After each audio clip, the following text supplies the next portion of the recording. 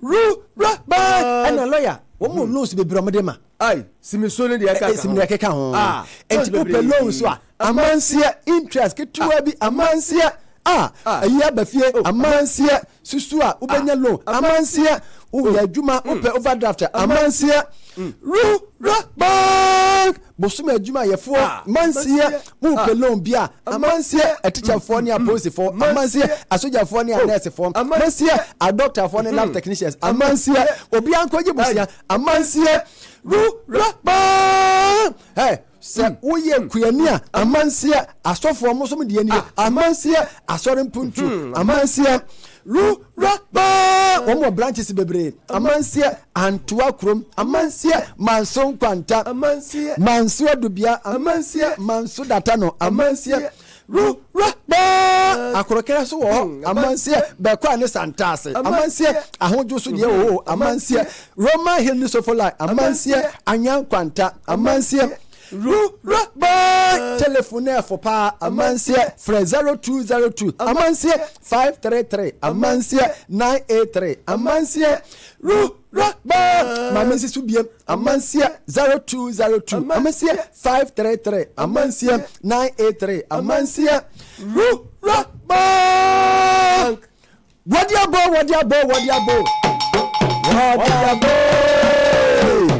yes, wadiabo. Kaya. Wadiabo. Dr. Lawson, the daddy doctor. Kai. Wadiaba. Kai. Inko. Wadiabo. Yes, wadiabo.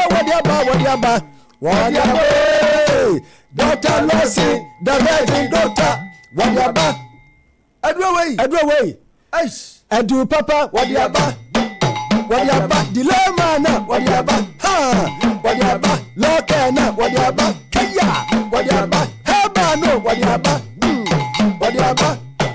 That's right. Hey, Dr. Lawson no adway the doctor ejumwe na ogisi ode e be call yes talk e UK na da e be launch ejum yi hi lawyer Francis Opoku. That's all. Ono ne be ma date no very good. What's within the week ko be me who no lawyer or yes so ni so guo tadie edu lawyer from encourage wo yes oh yeah you are head will conquer honestly say no say my free am lawyer ya sankware you know say police no say Mexican team edimu pe the virgin doctor no bi delay man no boa mema be ma ubegina so ache ena ayinu so be ya adwuma kama wo de no local no say go no syphilis white no wo hia bi ena Lawson herbal mister ena ya typhoid fever no ne jaundice no menstrual problem yes pebito baby atoto adrobia acus pharmacy asaman Kings Walk herbal eni Harrows herbal Okashi drug lane ena Posa herbal kumasi mrum ko ne kotobi fre 0248 61 99 lawyer enu me kwa tonsu no na me call sister jo ho ne ebusu afokisi aye no sister Egla na mame ya okay university wo mu nyina se donek na adro we die obi ase donek wo adro we die se kwa tonsu s live na okwa enu a asori bia wa e frɛ no the praise baptist so for na so many na aso for me do nya asori many say hey wo de donek ba ya na say donek here donek everywhere apostle for do ye den donek asofo donek so for sami den you donek atia me ne ya donek obi a esi donek hi guys donek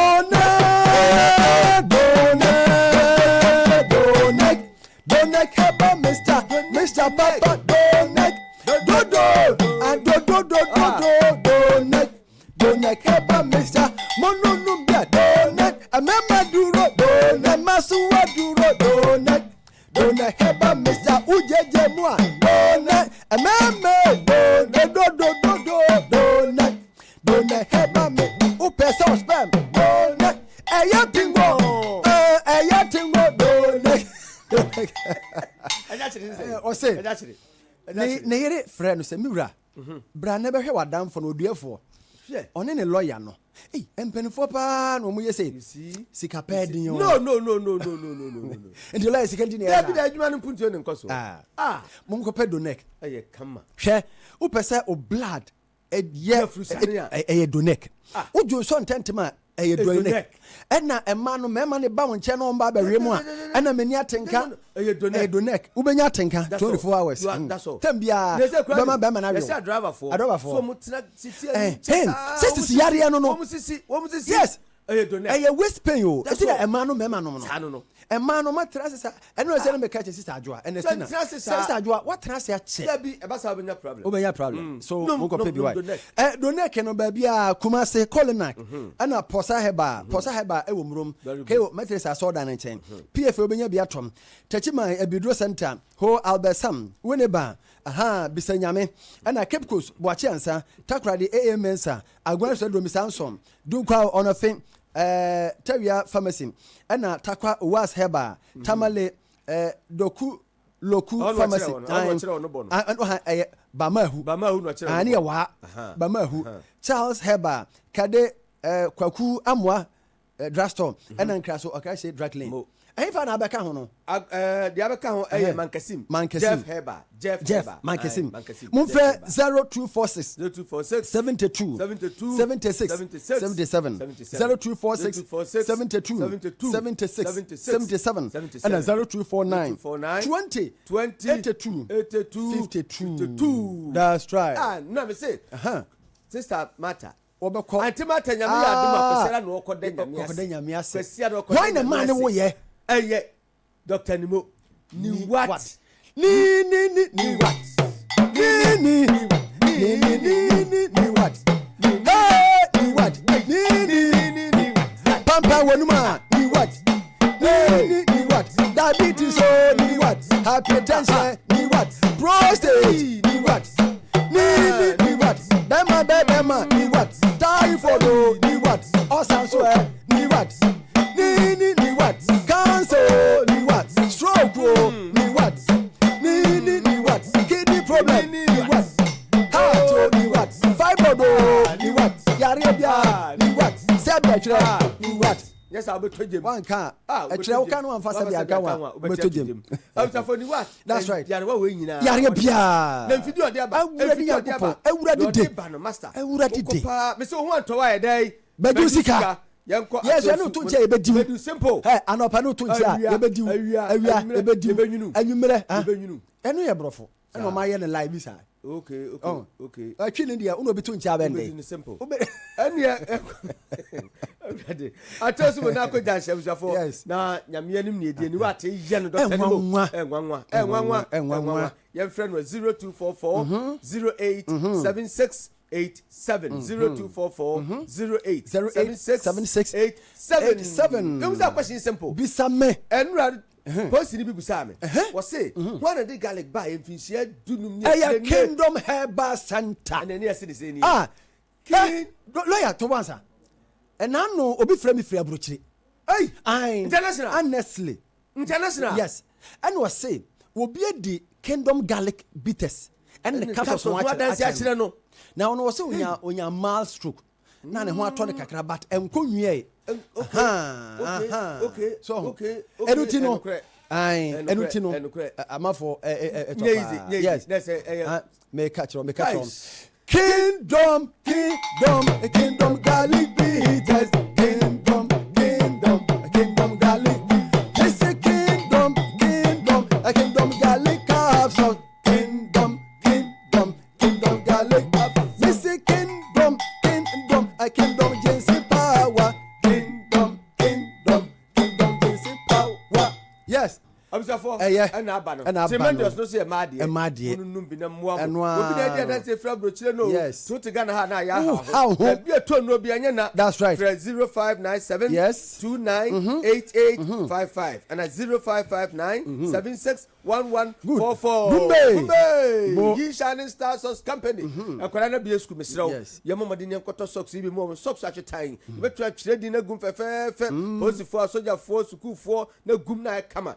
Kwa prade junction Kusados Hotel ntwa afre 0540 18 81 94 Gbadima Herbal Products no so odwomo Gbadima ladies capsules for siesie ma pa muchima komni eka ka ho bibia be kama Gbadima cold capsules etuko kwase e ma unto kama usisi ya de nyina akọ no e free Gbadima big man capsules ebe ma mu de nie setie nie bibia kama ene Gbadima garlic mixture ebisafo say ye united titio say titio babu nso bia to nka o stroke akoma ya dio ya num bi baby eto no bia nyina frɛ 0248 288 788 0248 288 788 me ma fam me the independent in etwa to ya no afa again times yemfa independent in etwa to me ma fam o hwe animu a o the reverend intim fodwo ne funi na aba betumum kan no ye so for deputy minister education and wo ka kire aban say o ma appointed defense minister sisia ho sam e wo independent democrat en mo na me fa gani ai into apo wo so owura se edun katia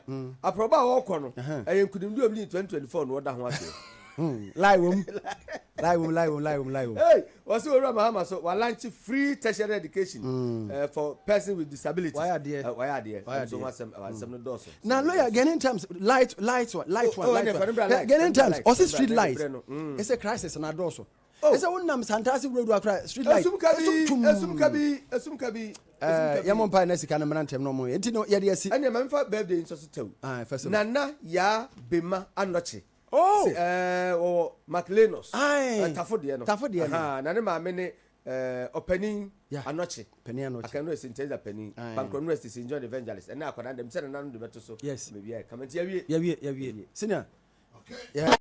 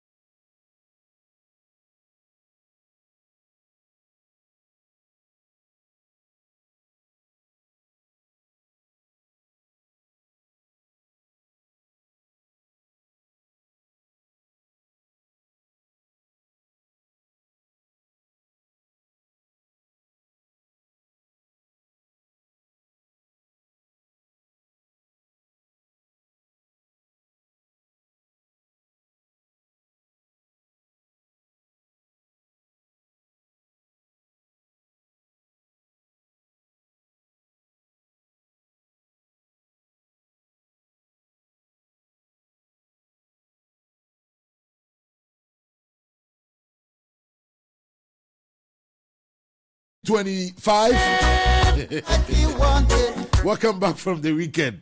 Franco Kwame. The voice of the morning offer. Now who here? Oh, nyame adom jiri also who here. I don't know what was I just want to have a bright week. It is well. So that's how I'm beginning it. It is well.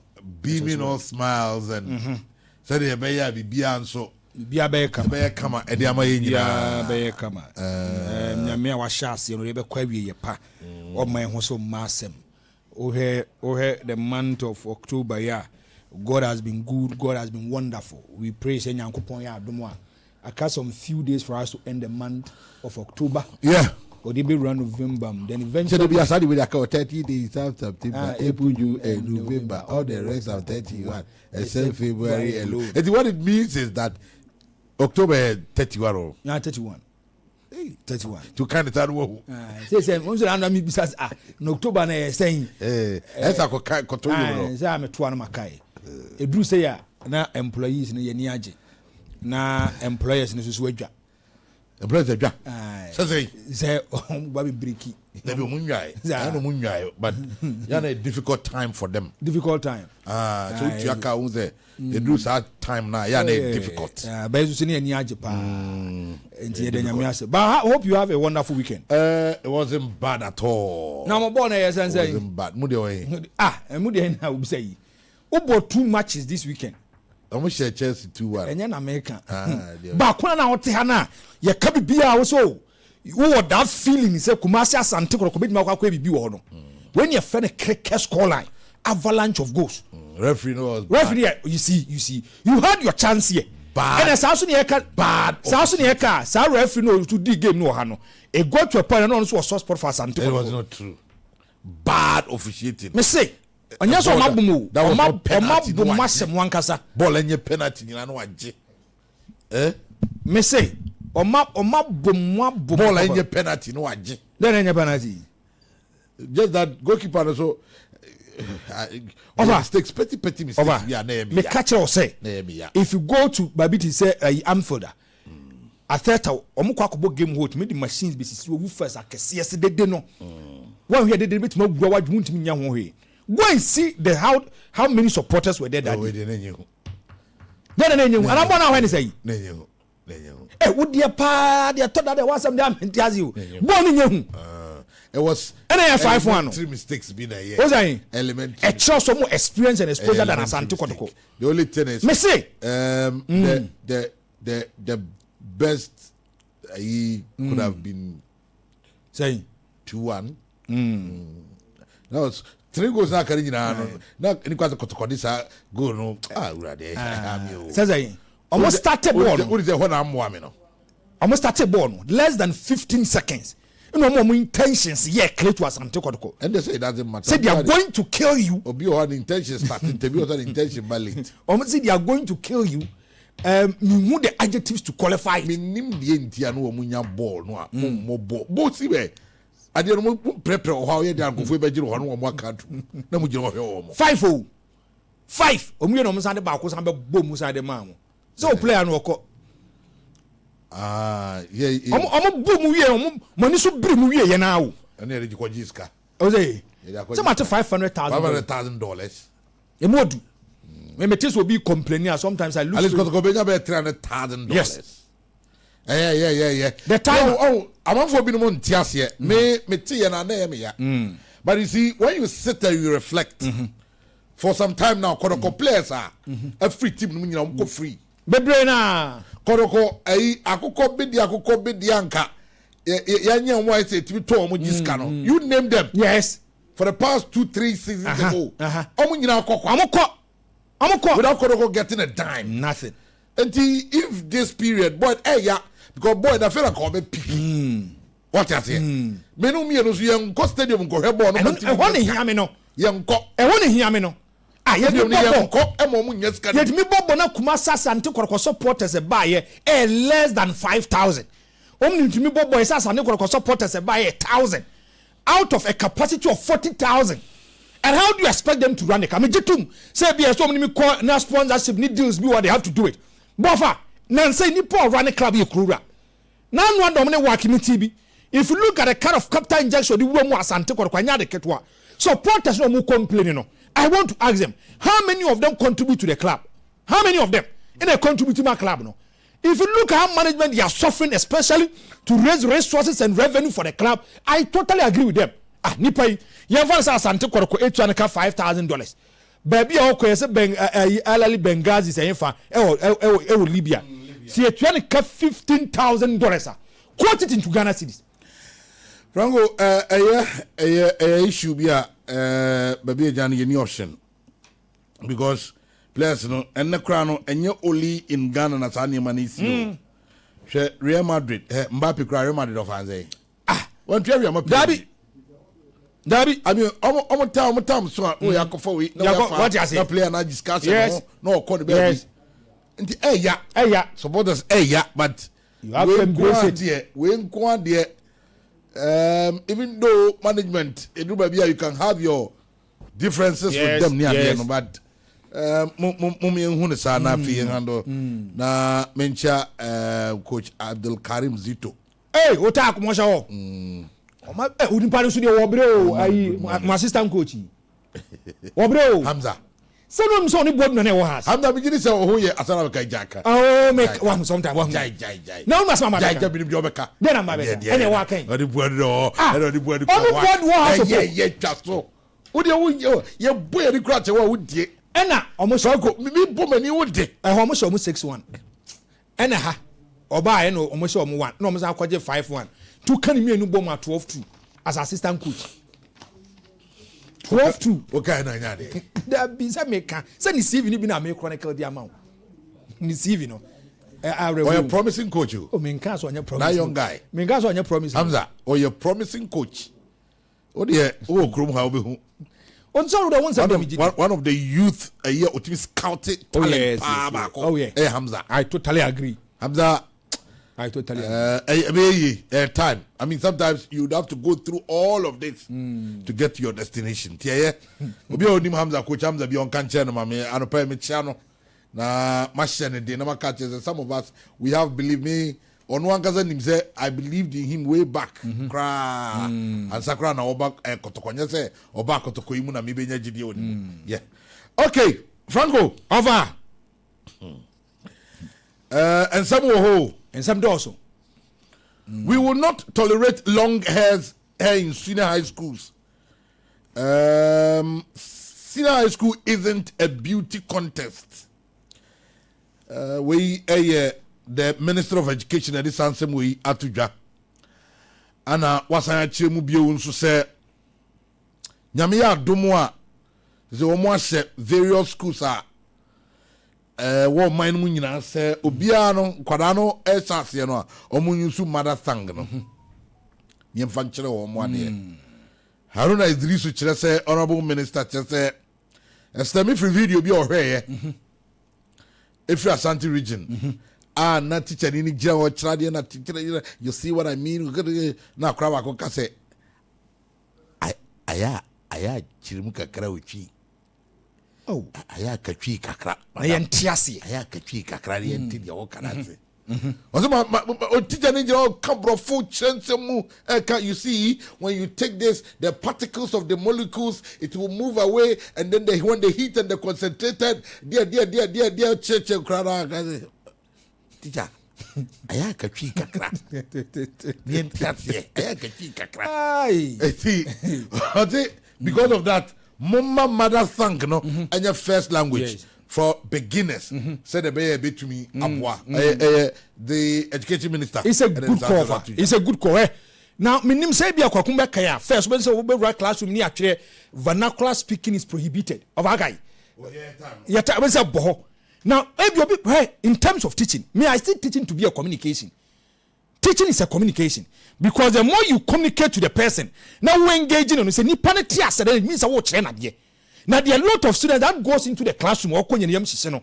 Essentially the teacher ni nature of a bebre o mo nte ase because of language barrier, because of understanding. And then bia for bit man ka brofu bi, ube use choice of words bi. It's not communication. Because what can be anko na ote ase. For me to also understand it very problematic. And many minister if you go to various houses of want to be paying Febu wa mun kachi you. and I'm on cover be omukrom kasa wo ebuafo nko awo me ma hu obi wa ko obi fie wa ko katwi na papa ne buafu was me man de nya twi anase bi nya me krom kasa we always speak English. That one I have a problem with it because so many people who be ofini ni ntimi otimi kasa no a eyade etimi boa no. So what the offer many education minister ya adwen. Now if you look and kwankwa your mobile, if you are able to speak to them well, now can the krom kasa de che ebi na wo kan say teacher ni kira de na ne words are all use technical words are all use na do babi nkwa ne ntiase the nkwa no mayira because the teacher ni nature no omo ntiase but communication de so ultimate kira kwama kwantimi ti ade na siye na ebia bisa no question what me ya no, and I'm happy with it. We are master of her. If you go to schools, be what? Yes, will be crying catch ya, and also catch a vernacular. And say, "Ebi it me try the mano." Ebu I say, "Ah, my whole teacher nibia." Yes, vernacular. You get media crowd 2 tables to chana. And if you look at children going to school, don't know they fear because of what I'm saying. First, a co school no, so be catch it ya among no. Ma kran kabro funti. Of our experience, be that. A kran kabro futia. Said the school from yet Mr. Natim the punity. And you see how sometimes teachers almost yaman kwana kano srini pano and sometimes put a certain kind of fear in them. Memeni yajin. But they don't do it. Yan starting and kwano yan can you come kasamo muntimenti asye. Now they are tossing you. Where offer school. We go there for discipline. We go there to make sure to make myself more dear. About be at me a conkai. May I have watched 2 videos. Video by a young girl be a unity. Na girl no for minim so wa be again also nice girl be minim so I have cars so say also I've also seen another video picture say girl oye poet na kita was yes on say charity no so sorry me minister ya adwin in every jurisdiction there should be a certain kind of discipline where if you go to some missing schools now before say wo ko no or from the road map no modalities na dia ma wo o mo force say bra school ho. So you have to live by the rules and regulations. Ebi akwan ebi o yare bi eno one mean trinity they are fine we totally agree. But so ni yare a ene san ye kan ya ene ne ntan ke nya boys no mo school so nkomu nya o abodwo se na nkomu kwata se be se dwa abodwo se because the school have to pass through you. You have to be one person should be disciplined. Didn't you school keke ata the same. Where me kai so far obesa ne so first me nim se sa do da so ya over here obesa first wo ho na bia se ba be fingernails ye ba be se bia neatness say o socks say you ye hwa wo say ye hwa no ma no and say bia teachers for no omo feel sa keke. They want to instill a certain kind of discipline in your life, certain kind of discipline. But okay, my guy, that dreadlocks guy, yes, as he's saying, only they no try and answer say one try. Some can say they went to a court of competent jurisdiction. I mean say me banning when me me follow suit. Eko you sadi na. Yes, precedent is there. Yeah, I get you. But me offer me no you are due to a certain kind of bite because the fact is say ya mra no de na eka. Yes. Oh, and ye just enka yes summer because obi akọ court ono why dread. Yeah, dreadlocks. Yeah, dreadlocks. Me kai. And also want to ntwa. And of court at the end of the day, court no a ruling in favor of him. No van go. Me ma take class girl no mu twa ntia no wo so ne papa so no so dey court. Ma dey tell papa so no so dey court. A court of competent jurisdiction determine the matter. Minimum bia ever since ye won. A paso seasons whatever and can it that. Any special reason to that? It depends. Me, and religion and belief. Yes. That somebody, I remember very well, Ayeyi, Usano, for close to a year or 2, them in unity. That. And then there was somebody, no, Aquadana said, pa. Or not to tell me any team you were also, you know, unity that. And the only Aquadan connection here. Anytime you be shami biano, jiwe koma me bano, until the time he realized that and it stopped. I ask, no, say, Nitimina a fua or no only dano. It's an antenna to him. It is a mode of communication between him and God. The antenna and then Nitimino. Ni believe no. Whom am I? Semeka say.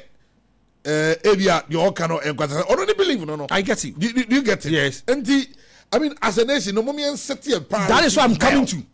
That is what I'm coming to. If there are rules and regulations, if the law it talks about that, we should deal with it. Because who said Ras Mubarak But who's also I hate the minister. Yes. Out. Also I hate the minister. Whereby he totally disagree with the minister. Yes. Man who also also saying he has also registered his displeasure. Saying the minister no so can he also have a problem with it. After the way said mission here, media settle or court once and for all. Me free all. Because my guy yantimi amfa nye siade biama ama me count say to say that is the order of the day. Then let's go to court. Say me say bia na kita me ba. And now say that girl na ye dey. I think Yasantua. I mean, come court. Yes. The father said he's taking the school education ministry to court. I got try running you. As I say now then my guy dey dreadlocks about God education service. Yes. E man dey buy. But I go school bay. Also, okay, is it Accra Academy? Yeah, Accra Academy. Accra Academy or something. Maybe I know Koi. Oh, I think it's something that. But once a school year, school year, a certain panic course squad is a certain kind of discipline. Where to a point, everybody who came you be a court to the above. Sasani here comes with my card was a son with me, Jana Body say, and Tina make us say, one, say, dear Tina Macquo, I will be the dread. Yes, no between you for I got you. I also know yarding because if there's a precedent in saying you could see, yeah, Mama guy, quite, yeah, mobile, quite, and Tiasia will be a year. I mean, then you are mobile, quite no. I same way. I'm getting you. I'm getting be quite. Yes, my guy, kind. It is either your dread is down or you don't go to any of our schools. Yes, you can go to any private senior high school, but still opted to go to that school that he got. Or court ruling in favor. Yes, GST here.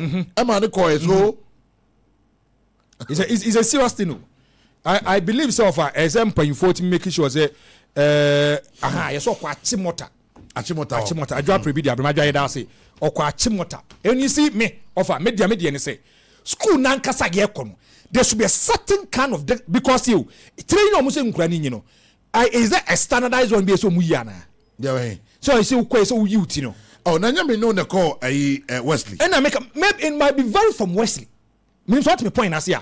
Every school be why yen said and hennes every school so hen. Do know one thing. Some missing schools no of a hook bond you can there are some things you can do it. You call Wesley. No. Some him. Ya nim ya say kwa bi you muti. Omo can say utini nyese where you nyese wunyi where but still e was soro kakra. And to say go to skin. If you go down. Skin. So the teacher in the kind was a skin. Was it to start the skin? Man count. Yeah, the skin. Yes.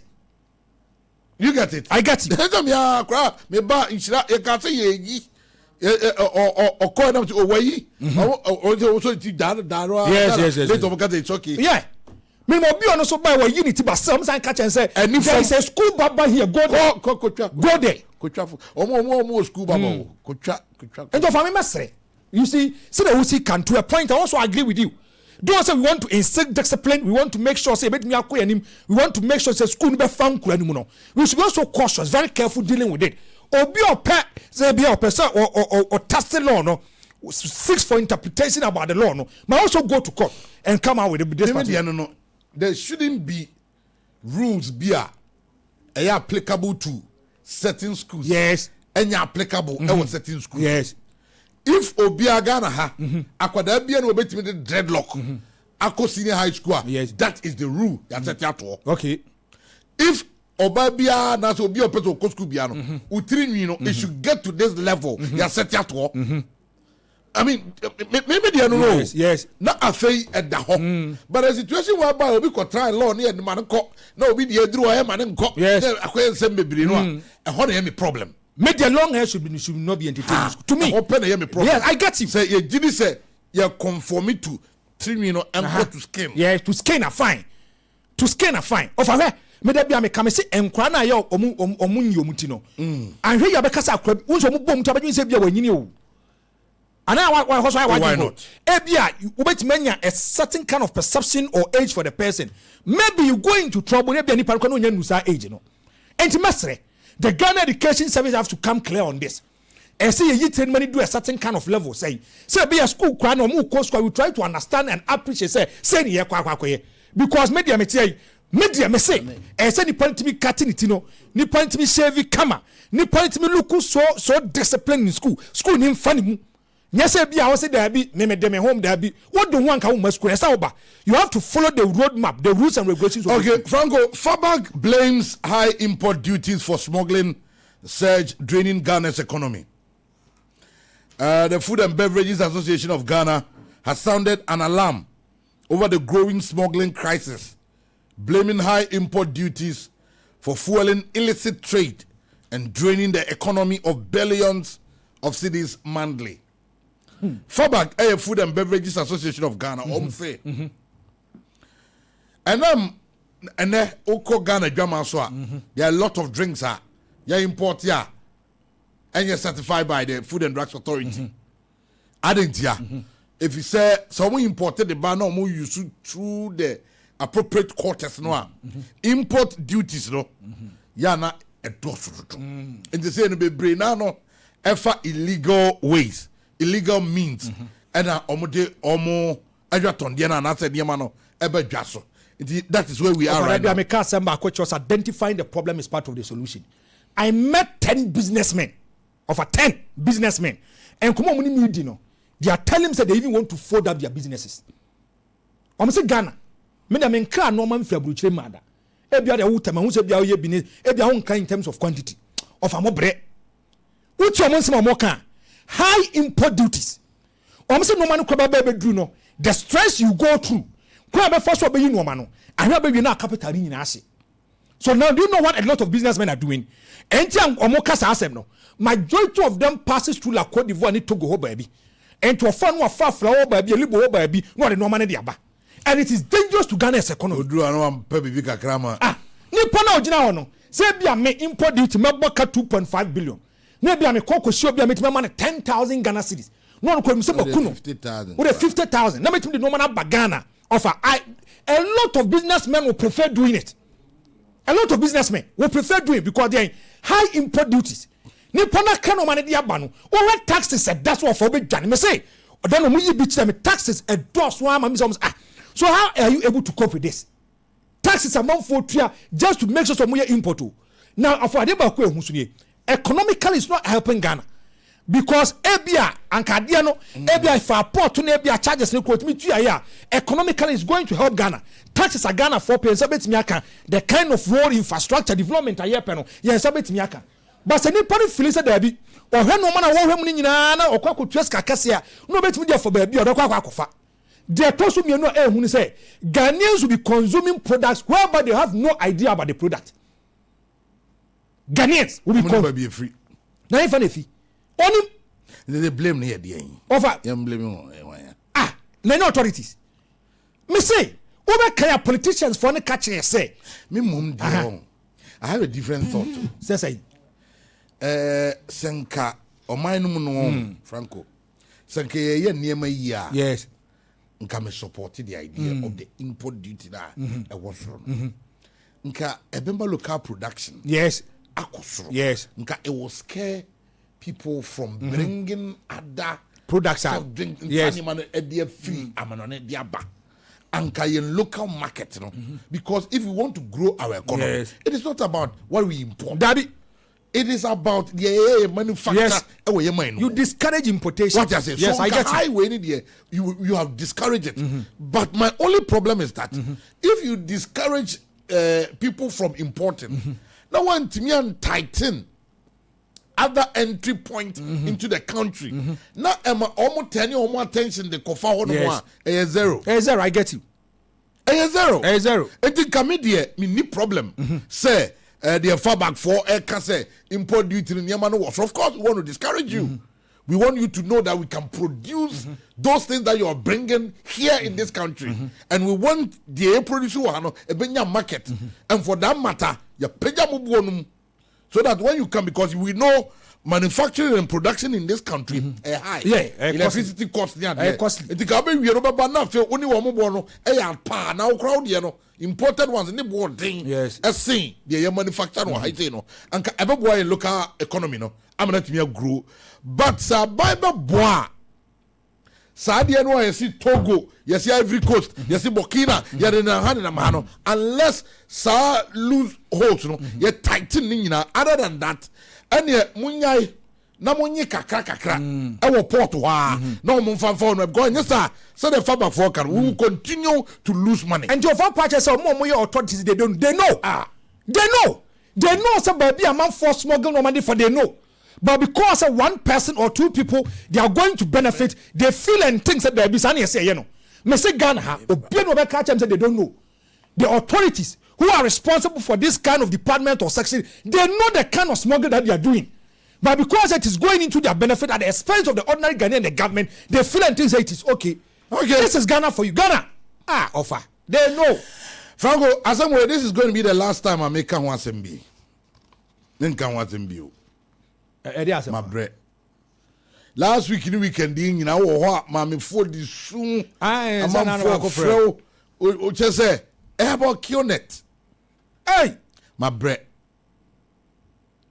To say the edu ba bi no mo kwa ka say eye o de mo kwa mo nko because ya ka bia mu ntie ki on eta semi ya ka wo radio isu ni TV isu sa but yet still mo da so di musika ko weekend ni yesi ko hwe a chance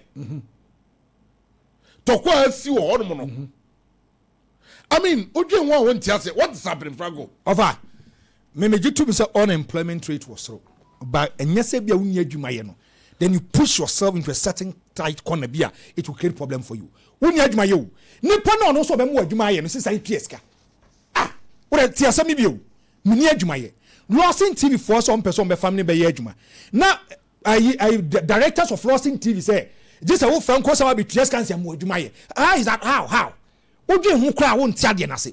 And you see where of a mamika sama koche. Some things are happening in Ghana. Every man for drink also. So say dey biaba. Unam tell dance onam kromo a. Obe so almost workers needed. And I drink also employment dey no say numbers. I told us so me full ebia me see tell dance so. Na me full staircase is am koto bia ne. Obe say na man for gina ho. Yeah the paper be ma ho. Ni am paper. They even quote salary on it. Salary. If never attractive. 2005. Now one day the man no. Who adwuma ya? Who adwuma ya? One day I asked one say now that be am do ask me paper no. Who adwuma ya? Who adwuma ya ba catch am say me mama ji we mfa nkoya adwuma. Who adwuma jo gina e paper so. Adwuma no. Enofa. So who adwuma no bi wo ho a nka wo gina ho na wo paper. Then they quote fast salaries to you. Whereby they will convince you, they will lure you into it. And to be rebel, where? Mesem na nra, mami bi mami sui. Over. Or send about 20 years. Na kopie mo la Côte d'Ivoire. Or quite transit to la Côte d'Ivoire, akwa kopie mo Holland. Over to 20 years. Ya na akwa kopie mo la Côte d'Ivoire. Or ya transit to la Côte d'Ivoire, akwa kopie mo Holland. Kilnet. And you see, they will na no wo can me catch us and how Ghana ni ba my bread. Where? Eno na wo he, go hey. And on TV, ko ba bi say just watch you and umma dia ba come here. They try to I don't know the kind of things that they tell people that they convince them. I don't know what they say to them that pierces through their heart and they say there be ye kwa say ye di omachi ako. Where obi me catch yourself obi me triaska bi about 40,000 50,000 adanya ye ne kwa ko pimo ba bi et say Austria ye ne ko ba bi foforo na sa ni pan obi free obi me free Senegal eba Ghana so wo ye transit wo Ghana no watoa so akwa kopie mu amana Kenneth for na de ne ko it be for because e be bono ahafo when you want to go eastern region you for be free western you for be free central greater Accra near the want to go Ashanti region me say enye easy o wow sister Presla ni nua ye pharmacist o eno me dem ho na Presla ka jam say ni nua ne say o mo so do mo ko US no mo de no mo ko takrade no jiso mo tuatua sika bi ofa after Jim Koya na Kilnet. Na oko abrochira. Takurade na go. Me say, and I don't know the kind of things that they tell them. I don't even know. Or more that convincing power. I don't know what they tell them. I don't communicate experts. Yes, because we're communicating now. I don't know. Me say, what do you tell them? Mamenko achasi yese na no. BBC wo hodom. Me wa brantia ba ko o so. Pokuma che. Eja obinyeze. Na ho ye.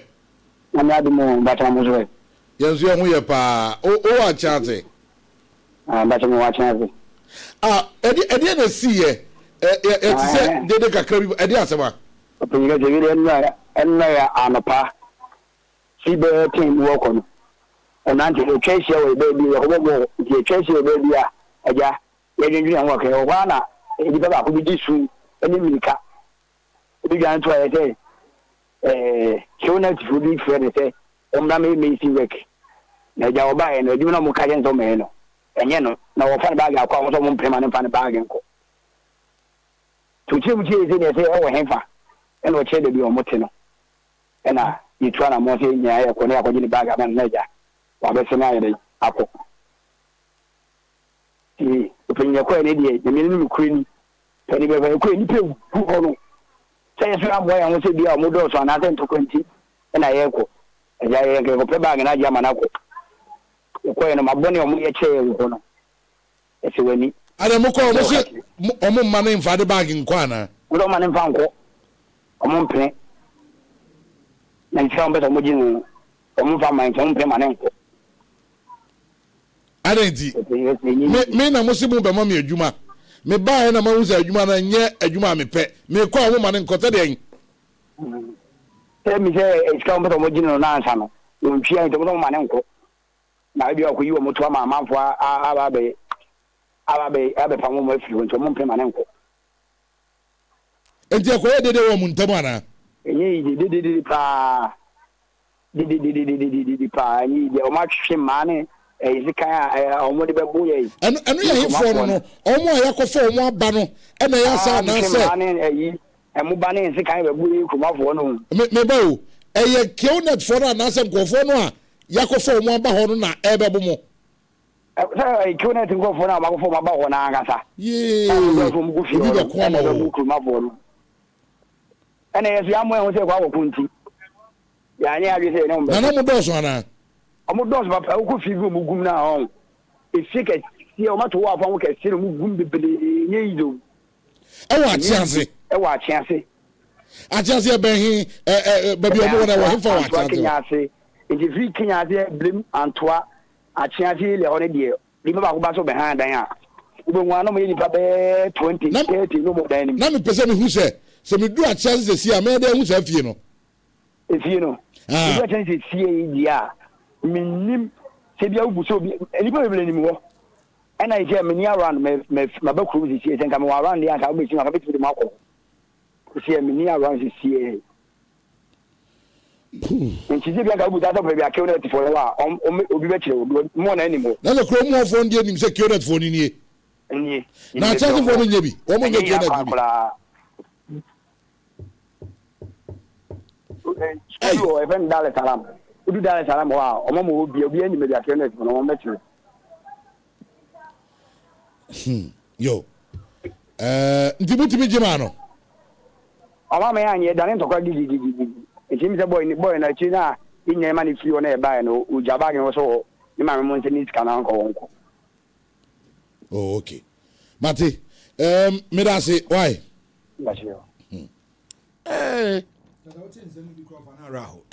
And in conform more stabby. Of her, they always their outskirt. Kill net phone. Always be a motor outskirt. And I don't see so be a back room. All the time, or more outskirt, or more outskirt, or more outskirt. Now with this, must say, the Ghana Police Service have to come into this matter. Of a Germany who agreed, but sometimes when you're extremely careful, and no more be communal, you have no idea because they are a branch a year and can bet me escalated than into come a big crowd where may be a pro. Now some more to Mukamin Chasam as you. Mona sama tomo up. Just what drink Ghana news and wine crown on Tiasi. They are also true. Or cup, or be so do quabruchi, or cup, or quadrica. No, Tiacha. I had some qua, Doctor Ben of the mom. I just airport new. At Tiasi, airport. I just airport way. Playing with you or that. Airport because you ain't. So Pusada, no, one you need power outside a chance. Or be a chance. Or be by you in captivity. Or be by you more fish or how near Timuno. Say, Montiasi. Hey, nani pa bempa. But me say net me wia. Me wie. What we? Sasem we dey mean kabio. Yeah, my bre. Mami phone be wash. We have a lot of other issues. Mami phone be wash. Say you be kan wash. What say? We are basa na be but mami no. Eka kitwa bi ko twa to me office honom. Me say, Mabreo, ma me for no be wase. yo, good morning. Morning. Eno bajo na apomuye. Nyame adom na onso e. Boko bajo na ohi. Pacho mi wo hwim. Sofia wo hwim ayi ashof ayi ohwim amanfrom. Mi wo hwim. Kionet. Ai. Amani hunu. Ai enra. Mi ye provision store. Wo hwim. Enti enra me wo ho na bread bi ba me nchen. E ota beto ayi ai. Ota beto next coffee. Wo me ho. Enti wo ba ye no. And obi gina me store nchen se won pese obi gina kwa mama obi hu no and o se me nua de nipa ye me pa and am say de asem and o se ki on to ye ni pattern ye gu dem ho nanka o pese nko di mechi kwa na me kwa asori ko ba me sofo amane nanka o mo pese ka bi ma ne de ko onya 100 cedi kura nko de be ko aka me se e be na obi timi efro se brekuma se be ye adwuma no se wo ho na obi frɛ ne se kasa preko company ena afrɛ no se omra me ye adwuma na danfo bi ebe ye adwuma ne bi sa na danfo no oboa eye kionet ne bia enti se ye frɛ wo na se wo ba adwuma ne mu a wo ba ya na so timi dada nipa de ne ba na ya saki twa wo ka enipa ai gu ho no nya asem ketu Ana mo de kasapreko company di na eye. ena eye o se kasapreko wo ba ye secretary enti wo ba ye secretary na yetua ne kabo so me bia nti wote no so when ye me so mako school enti wo ye no obaaye fi do obaaye a sanye no wo moboa enti no wo gina me sto na nim nyina no ho wo so we no sister se me ko gina kwa makra no mo hu me a empanifo ne na ma se botan kwa be ye meeting e pese nka me ko me nya 100 cedi kwa nka me dwane ahomache akọ no se abra ayi mo se mo ti me nipa daada mo papa Uti many padadamo. It's wanyi me boa. Patro say. So wanyi. When you a brantie. Ocean age no crowd be 35 plus. Sini am say so mo do so emu Liberia for. Emu Sierra Leone for. Emu Ghana for. Ai gu ha pa. Enya sem kitwa bra. Ana me ka ten say the on there. Se no na me hunu sa wo me sia bo na me so do onkoi na wo ma na cheme ana me ka chene sana okoye nti no pe wo me che mo wa ha sei o se ye mo mo mpio nti se wo mo convince no ana mbusa se so no ba ni nipa do sai no do ma ba ana wo se ontimi mfo obi ama because osuro nti osuro ni nti no o mo ntimi ma ne nye o mo ntimi ma ne mpie no she dem le komo wi no wo na wa fu Okay, yo Ode Matthew no me that's why. Yo. Mo ma me just 3 minutes. Na me fa course kakra bi. Because the way our course no ba no. Kasapreko company kakaka ni secretary. Just omo ne nam. No mo ka bra. Na ni papa ya de kitai. We just secretary o Kasapreko awoje. Kasapreko. A well established company. Any secretary. Dabi no wo pe secretary. Wo mo de on the graphic radio so. Asem mo ka che na no pai. Why is your course so that's your dream adwuma adan Yeah, calm down. No for us say no wa oti awre ho Calm down. So what we school no we catch you say if you Lawson for say your phrase here gomo ya Lawson for some secretary na Kwame Tanko nam and o fefe ne nam for say bra na Lawson for some secretary Bova number to so babe 0322 0322 009665 0322 What fa dia was 009665 0322 009621 yeah. Good morning. Good morning, KT. If I talk like I say, Anomanje. Thank you. KT, Pastor, the tennis, Ushimu Bonedi, Omugu, papa. Emu Cameroon for Nigeria for the Leo for Ushimu Omugu, papa. And the company for the local Monsano, my na Kionet Nadia. Yo, Mate, good morning. Good morning. Yes, sir. Napumi ade. Nyame adum wo. Hey, ene de me so ma tom bi.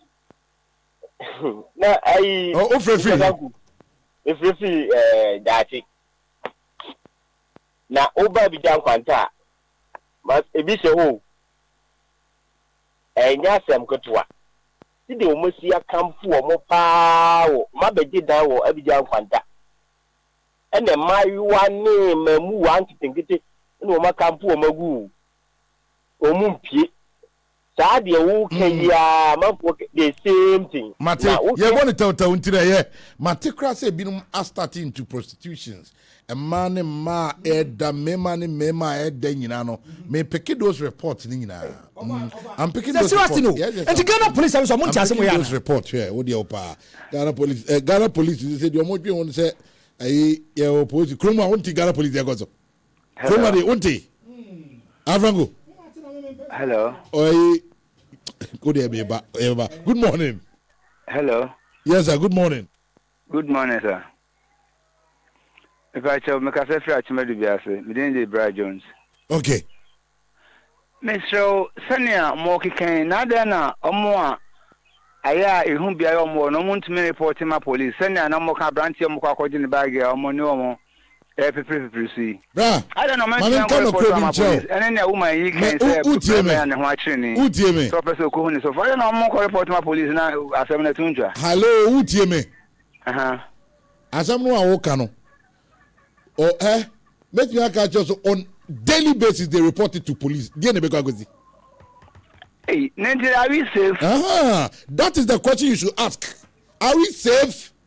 Say at Timamu. Now your reporter send them up police. So this is what is going on. If fear, as I say, taking Nipa Bear 10, over Nipa Bear 80, and a gum. Police sits unconcerned. They don't care. Because sorry, because I'm on your organization, I'm not demonstration, Ventia Police, because it could be my brother, it could be my son, it could be my your it could be anybody. Mate, Medan say, Nyamisha, good morning. Hello. Hello. Yes, sir. Meet you.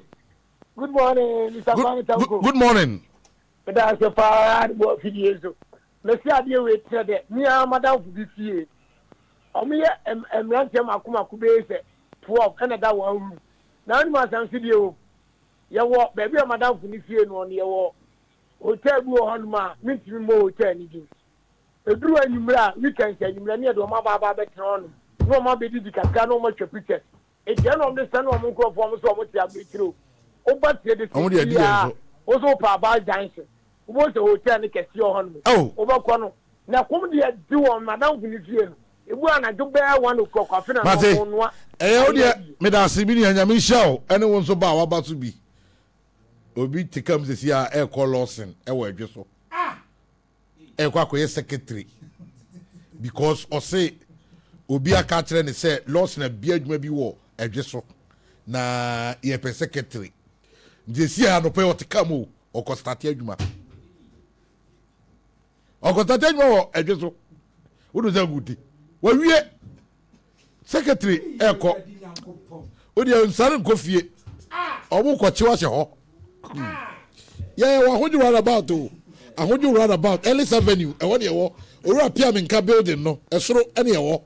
You're near just so. Good morning. Good morning. Yes, sir. I'm the Cornelius because everything join. Meet you. But you can't for Juma Mood, you know.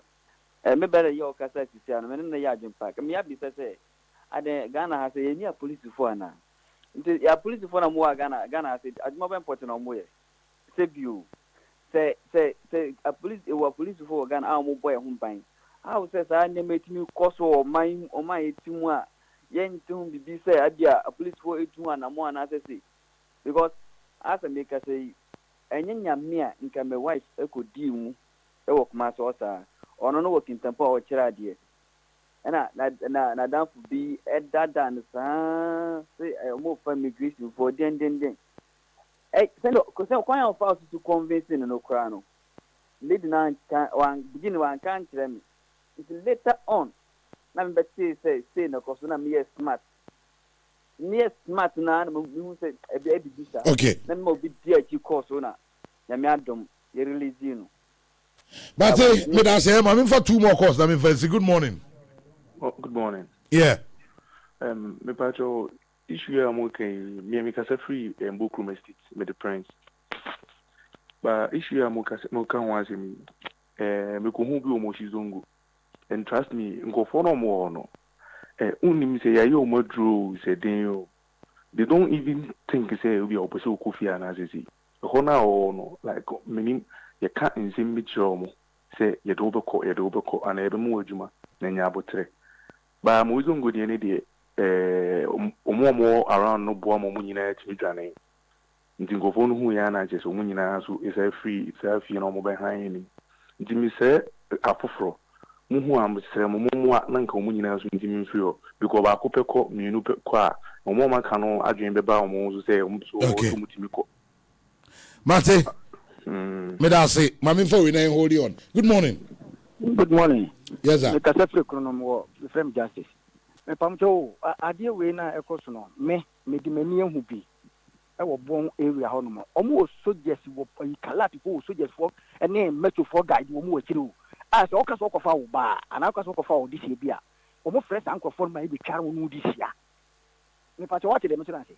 We ye me ankasa manini.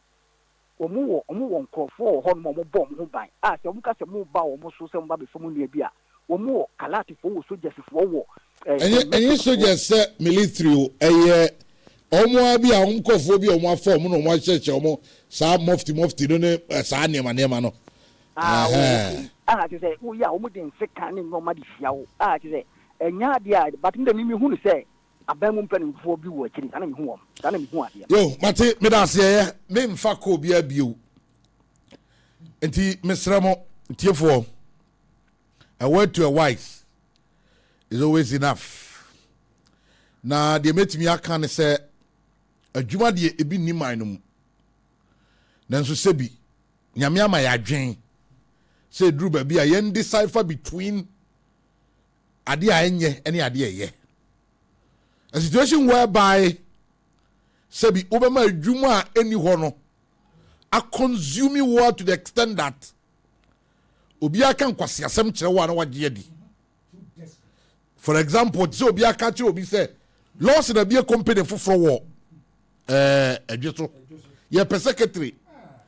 Now obra wonim say Lawson e wo TV wo radio. Now one thing wo TV ni radio so da.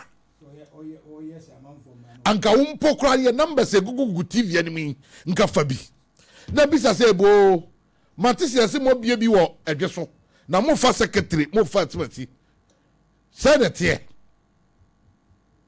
ena no politika mo ko aba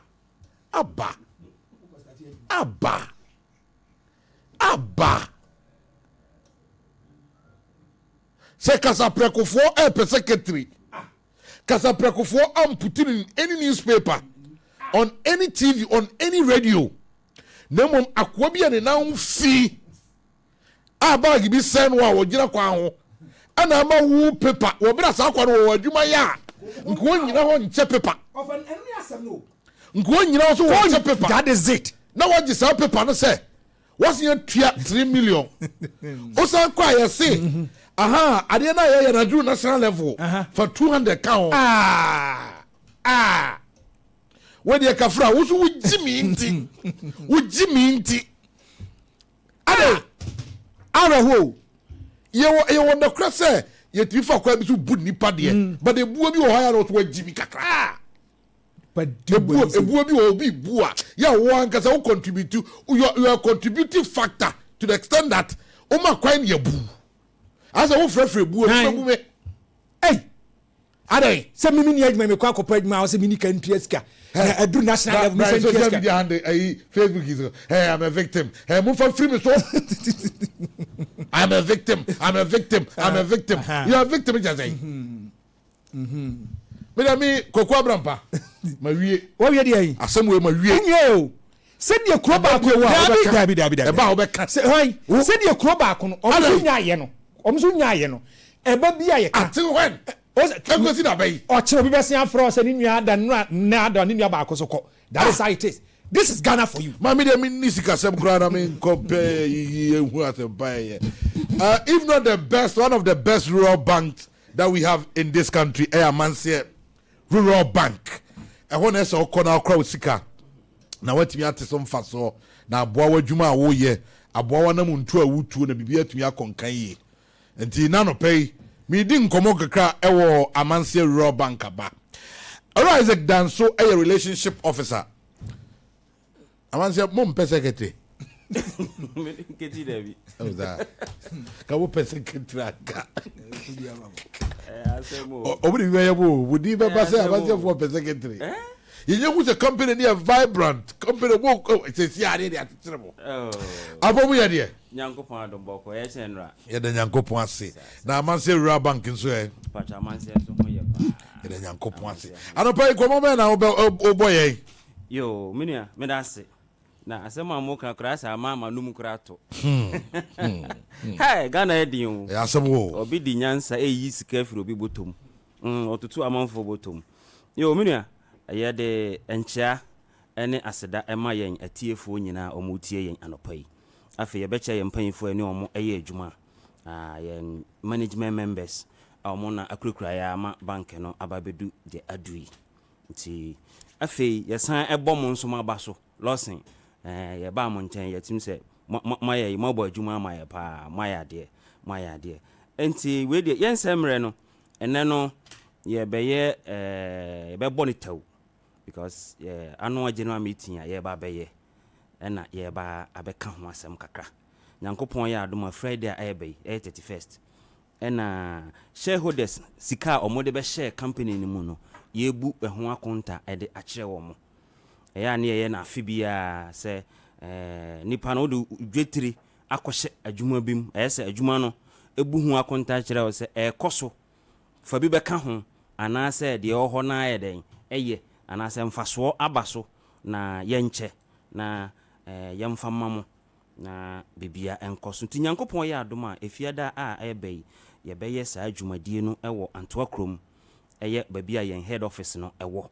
ehopepepe ne be na anopa eye 10 am ena sa adwumadie no ebekoso yesi community center kakraka bi wo ho ehopepepe ne be ye no anopa by 10 am pepepe na adwumadie no ahyase enti ebesere se wo ye shareholder nko ade a ene obefa oniema na waba your friends program na se Nyankopon ya adoma 31st anopa 10 am pepepe na wo ye shareholder nso na se wantimi amma ana bibi asi wukwan na untimi mba nso a eya na ye wo otimi tu anamonsini ana se e de show bi e ma nipa no e be gina mu eto ema enti we wo ye shareholder nko a na obetimi ayesa na eho no de e be koso bi ni se ye beto aba ye mpanyimfo no bi aka ho because eya na ye mpanyimfo no ye yi om no mba beda board na no a oye adwuma a wo mu a na time na ye den aso yes aso na ese ye de bi ye den ehyem nti ye ho no wo ye shareholder de a wo ho kwan se woto aba ai se wo ye delegate yes but ho de bribe nim nti bribe nim wo ho nti ye ho no ye betim ye beto aba wo ye shareholder na obeto se bi a wontimi emma obetimi ayi wo mpaboa de ahye obi ama na ba abegina wanan mu ewo ho na waba beto aba no anase waba betie de eye den ekoso ewo ho nti nka boa ewo ho no me de eno no asi ho na afi yenka bibi kakra emfa Amansia Rural Bank ho because bank na ba ya ache yie ye di 42 years oh fine product e de ye adwuma no edoso yie de bank bia ye na Amansia ye bi but ye de ye ni yie because ye savings no eniema wo ho interest wo ho kama savings account oh okay because obi o ha or running savings or different bank but we ni ho okwa nsi kan say de da ho na da ho ba Amansia say ye de ne yenye ne sa enti yen ko ye product ni bi ye wi a meche ba bi a ye branches no wo na bia wo pese okoko a watimi akoho ye branches no eye edu ene mienu sisi a afi na ye try say de ba akon so beka ho na chese aye edu miensa ye savings product ye de ye adwuma no eye savings your savings account wo ho your san wo susu account e wo ho your fixed deposit e wo ho and your e-switch enso wo ho at the same time your san wo current account e wo ho a eno so pese wo ye obi current account no so no wo betimi ayeden aba na ye bia ama ye ko ye loan product nso your microfinance ye wo funeral loans ye wo susu loan ye wo commercial loan ye wo pensioners loan ye wo salary loan wo ho the edema private workers any edema controller loans nso eno nso ewo ho ene ewo MSME loan ene ewo ajapade loan na me wi a mekire bibi kakra mu wo MS no na mahu de we sitie afi ye digital bank ene nso a wo beka se rural bank for the sene mo de jese nipa no eba ho ansa na wabeye na yi but entesa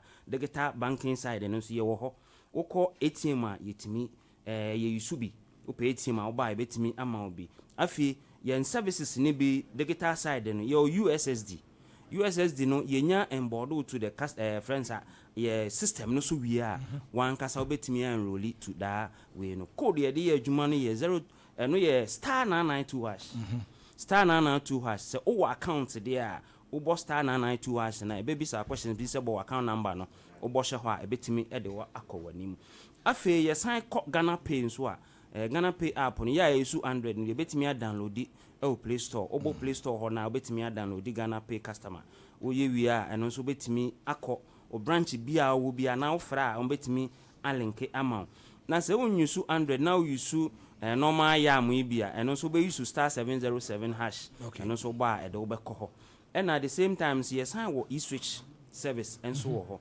any branch bia be wura bia no eno nso no obetimi ayeden anya service no bi e wo ho afi ye call ye money transfers nso a ye wo iTrans e wo ho ye wo Rea e wo ho Unity Link e wo ho na Western Union nso wo ho ene ye san wo ACH ene ye wo NRT ene nyina no oba ye betimi a transfer enye se bi rural bank nti ye nya transfers yetimi usika ne da ho na person de call different banker amanse e betimi ayama nti sa adwumadie kakra we mu na ye den ye di wo ho ya polish bibia yie ya branches ne nso no se dem di kan se eyedu enemienu the head office e ya Antoa Krom Antoa Krom se ya kan Antoa Krom na ya na bibire na anim se ye Antoa ba we de manso Antoa Krom yes ho na ye head office no ewo ye branches ne so de toto as ne ewo manso nkwanta ye wo ye friend se manso adubia manso data no afi ye wo anwea kwanta ye wo akokare training carriage no gate wa ho afi wo kọ bekwaya police station ni nchen ho nso a ye wo ebi ho na afi wo kọ ye friend se Kumase ana oba Kumase nso a ye wo branches no mako 5 5 no ye wo OWAS branch ye wo ahojo mochi he ya then emu wi ese mu nyina kra mu bi account wo ho na ye tintam loans no bi mamo because media houses in there come here say more than 70% ewo amanse omo enjoy kama ye wo bi wa ahojo Atinga Junction ho Roman Hill nso Kote Station ho ye obi ho na asem cars ye obi ho na afi last one no ye Sofulai branch more branches branches 12 branches 12 branches the more grow papa yeah numbers are yeah ye di djuma ana said the akekan bi a wo pay achi kwan a obetimi afre no nso ye 0247 2000 200013 yeah okay 0247 2000 13 and answer 0277 599 442 yes they said the na make us MSME loan no say o pese o ye adwuma na o pese o be like o ya akwadworo de a ene me kan for that loan no e de amount eno ye design for hairdressers dressmakers like wow once an adwuma once an adwuma won kom ma obi mebu e me kan kire o se be se ne enko ye adwuma o ha no wadi nachi enti amanse se bra na bra ba gibi na de dekora ne se ye interest no on se sia bibia baba fom bibia wo fom kama enti ya tete ye rate ni nyina so fine me nim bank obetimi aka kire wo se ni rate betimi dia compare to amanse ye rate ni wo fom kra last time my baby do mbisa me say mo ye sure wo ba bi na wo kan ya na omnim say bia wo ye den wo bo abato mba ho no mbe hu a na fe o magie de say sei eno no de ye ne say wo ye hairdresser na opelona eno ya ma o me save say bia be save 3 months and say 2 months and say na ma loan no de ye ne say wo ba ye bi account ne ma wa ye share loan form na say ne afele ama acha so ba Monday acha Friday na loan na ready Oh, okay. Payment and so flexible. The opposite would no mfanse obeto no susu ana se obetua ne week ana be ne 2 weeks akwanya so ye den e wo ho ma nti se wo ye hairdresser na obi ba ho so oba be ye ne ti na se okokoto nwi firi ba be de ba na chese wadwuma na enya ni mu ye ese wusiesie ho ye wote ho na wo ye ne moyere no wo hu nwi bi no ye den na obisa no bo mbacho wate ase nti da lo no aba ema saa people no the yemma and at the same time fetilani wa kodu tirani ho awo kwa koye de wo koje watade no giso okoto material ni firi baabi nsa na wa be pami wa no so no se wo ba amanse ne ema osika obetimi de asiesie ho ye ba be dibro nyen se mesre se obi amra amanse no magisika bank ne bi o ha asisi ana ye kase omo ya astop omo loans no because of say ye be wura esmas ne mu no because onim so de ma wa do betwi wonu aha nti ye di ma loan na till December nyina. Oh fine. Yeah. Enti me kanfo bank we di ama private sectors. Ebi a wo ye proprietor bi watimi abie school na utua wo teachers no pay no fa table so amesra wo se jai. Na bra manse na fa be fa ho na o teachers for no so because pay na nso mo. Ye nyina tete hey se nye loan na anaketi mbwa. Se nye loan na pay obetimi da yeden. Abrosan kese o masi obeda sibi. Aha, nti obaji loan na wonso no watime de aye wadwuma na wako wanim ntimi nua kakra de firi amanse e baaye no eno no nyame nshamo nyame nkam ho pa adwuma mo bɔ no o si meeting ya da ben nyame ya do on Friday 31st year Friday we are yeah and 10 am na 10 am venue ni Antwerp the head office yes okay well on be no enche Franco ba be shareholder nyina ba be oh yeah ese mu nyina mo ba me wo fa de akan de be ba nti ye be ba nyame shawa no pay me so me da mas okay ene anope ko ekodi nkomo kakra na ye de efa eye amanse rural bank relationship officer and our tsem needing ko medame ho aba na se medame ho ba honorable Collins Adoma Kumensa member of parliament Edema Fijakwabre North former deputy energy minister no pay or me guest ewo ha yebedin komo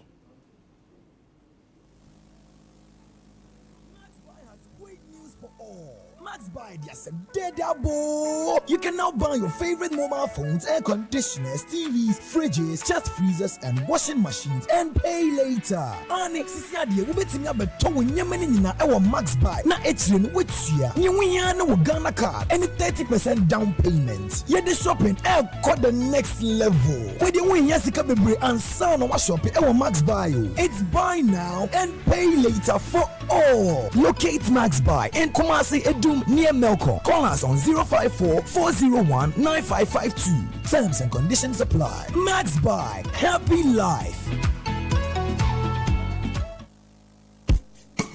This time round ready, our check-on is so simple. Sylvia Opa Konya Kosia Dia Brutri, and also application for international admission. Urukwaya Onfasonyano, Open Visa, and now Contio Via Astrolinks Alba Ediama. Oh yes, Astrolinks International, Emma Futu, Ewo Sukua, Opasa Kono, Immigration Seminar, CAV Australia, UK, USA, Canada, Ireland, New Zealand, and in crack cake, Winina. Kwakoma to you go simple enya no nko yesamo akwanche see you to kwako afanambo bia science na see akonti okeke we Astrolinks International actually kwan e basement city mo Kumasi and cancel we actually kwan e 4A Popo Street East Legon adjacent Malcolm and a Celebration Road Takrade for Astrolinks International e 0550199991 and I'll say your website www.astrolinks.net. Astrolinks International, pathway for success. Miss Chania Bisaheba capsules. Madansieni. Hey, and to walk watching your pan and what's the said Bisaheba? What is Sasa? Mendia, women be. And net year for once, my jewelry at Dusaheba Messana, who come from Mammy. Oh, my number Tiwadansi. Miampa Caneno, Namis, Namitrina to Cheme, Nami Coco Yadia so teach me. May number Dusaheba Messai, Nina to and the Maya free. And to some radio, yet tried you when you know watching. sisi yɛ kokɔ duro kɛseɛ paa me say ɛkwan so kuro ne adwumaden bebrebe sɛnyɛ du sa heba mixture ɛnka mawu na wonhwɛ wɔdo na me kura me se me bo apaso na nsɛn die wogina branne afa ɛyɛ du sa heba capsules no sɛ me gina ne hu sa me yɛ bɛma mu a aganie ɛyɛ no kura paa adusamre obia tumi no bi agisa apemfo abatan a wɔn nkwadanfo ɛne wɔn a wɔn mfie dumien kumase atofo ne atofo kwadu sa heba center ne clinic ɛwɔ so me macro go filling station down no emu ɛne so me Pentecost asol down afei ɛne na ɛwɔ heba shop ne pharmacy bia mu frɛ 0500 110 115 adusa heba ma dance nie Unia kakaya osin Bra Active Point Dental Clinic Tokro na beda usin ma usin tutuwo Bra Active Point Dental Clinic Ose finfino enkaboni abawanum ana uchuchu usi anamojeba Bra Active Point Dental Clinic wate Active Point Dental Clinic yawa dokutafo a wakwadare wesin ho banbo ho esan tu yawe biara eba nipa nu ma se kra ye tu sin hyasin twitwiri sin braces na open so a kwaya so ye biemu o man mu ba bia enkran kumase kaswa obuase takwa champion opposite Western Transport sunyan ni se hwudwina se ya hye ye bia obekonso no ye wo ora shop a ye tonton niam ebe browa boss ho ban ye adwuma firi adwada kosi numreda anopa no wotwe kosi numre no nsia kwasi adanso ye wo ho firi wiadu mienu kosi numre no nsia Friday 0554 571 779 0554 571 779 Active Point Dental Clinic mo singa fitane na siria bribia akosuya se wate se city ceramics for abebi office kese pa e wokumaze mese matia na efibra obebi ye no obia plumbing materials and tiles atwa akwa city ceramics plumbers and tilers nyina e wa no so to ne mo eni gisem ne se etufo a oton plumbing materials and tiles nyina wo mko ho kotu de fofofo na omuso de agogu omuso apo anokwa wo mo ne maye eye papa ana wo ahodo bebre nso eba no plumbing say ya owo WC basin kitchen sink cabinet shower type BAB mirror jacuzzi water heater taps corner and a straight bath no nyina enti so de owo plumbing ho nyomei sa na thousand so wa na sa pepepe oh wow na minim tasa wo mu ne bie owo goodwill and a try for tas nyina bi Pake India Spanish and Italian tiles ni nyina ye original de ye polish and rustic de ye to compound to say terracotta wall floor fascia bathroom and a kitchen and a size bia so obi enti contractors tilers plumbers any more mototon monkoto na ho ye wholesale city ceramics e wo Kumasi Binchi oba cabbage for no telephone 0545 18 59 85 and 0545 18 59 55 and 0244 76 99 43. Kwejo come here sen and say wo ya paduane o ama me say Kingdom Garlic Bitters and Capsules no me no me no gisa mantie aduane pampan menu mu atoso ma nansen se wo be sori na me na ho eya na me kwa jogging o ahoɔden na bedwa metimi nante afuru sane a menti brebium sanse emoja ne timi furu ya adwuma immune system no so eye na adwuma Kingdom Herbal Center for Dre na wudi ho dance ye no me na mese wo se de wontimi mfa bibia ambrofo me subiom ofura mefro wusane nso a mesane anya kwadwo mesime di asem asi Kingdom Garlic Bitters and Capsules na daroma ambama your best ma Kingdom Garlic Bitters and Capsules eye dra Food and Drugs Authority for ajatum sa wonumu a boost immune system wa waye kese boost obesity wedropa eni rheumatism arthritis mo pedodo to enko Kimberlin Avenue Okaishi Drug Lane ewo enkran drugstore biemu wo sabetimi akabi wo betimi afre Kingdom Herbal Center for 0275 804064 and 0302 938153 Kingdom Garlic Bitters and Capsules. No challenger. Oh, akoso na sawo yesa wa anyade. Sa wo nyare ene o ma medi mirika ni ahopopo saa. Oh, Mira, naden. Wo sa busam se naden. Enye wa na odi so fra me. De ye wo no wontumi. Ntimi ntu ado mere wa medi mirika de abe. Oh, Mira, me fra wo no a. Ana wo nua ba ha o. Na sade na me bu fa so no. Ana okoto Garden Herbal Mixture. Ebra me a. Masate asiyo menti yaw biyo. Garden Herbal Mixture. Akoso ya ene Ghana fo agya tuma po. Na wonim se me ko pharmacy wo no. Wo so Mami Garden Herbal Mr. No. Almost Mami Garden Herbal Capsules. Eka home. And also your May Vitality and a waist pains. Oh, and yes, when you be dear, Mami Smith for why? Oh, Mira, for coming Hawaii. Of course, yeah. Mami Fa, Nasa the Garden Herbal Capsules. Boa Memano, not me for lawyer, you may.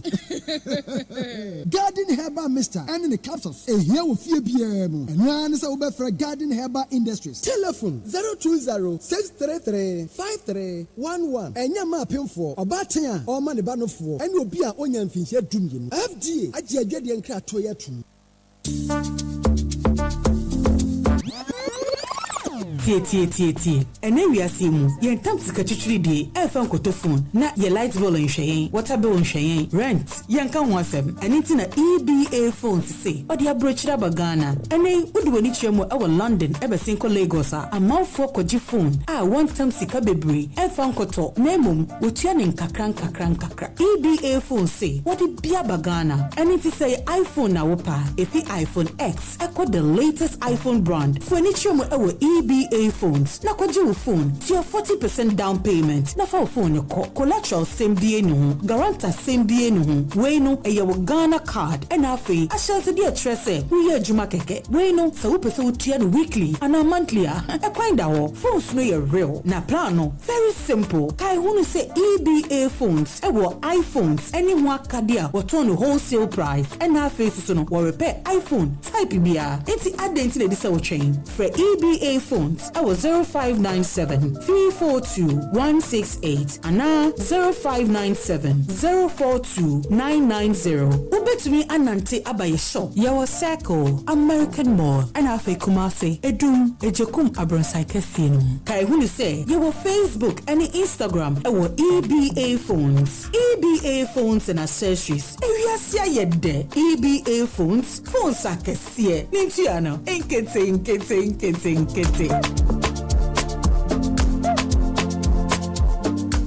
What do you phone flexing Yamapa? Yeah, we're get a new one. Didn't hear 300 Ghana cedis. 300 Ghana cedis. The fan of family Ghana card and as a driver's license and as a voter's idea and one phone beer. I mean a new one. We your friend Easy Buy. Buy now, pay later. Easy Buy. Wait weekly and now monthly. Me want to bet me yeah ready. When 18 to 70 years. Phone then now be Easy Buy account. Yen tem command buy Franco Trading, C Wide, and as a busy phone shop bia. With the ID card 300 Ghana cedis. Make choose phone now be. We yen chimu biara. Friend 0596-920-578. And more review a 300 Ghana cedis pay. Flexible payment. Now for smartphone now here. Franco fee. Yen tem Easy Buy. Buy now, pay later.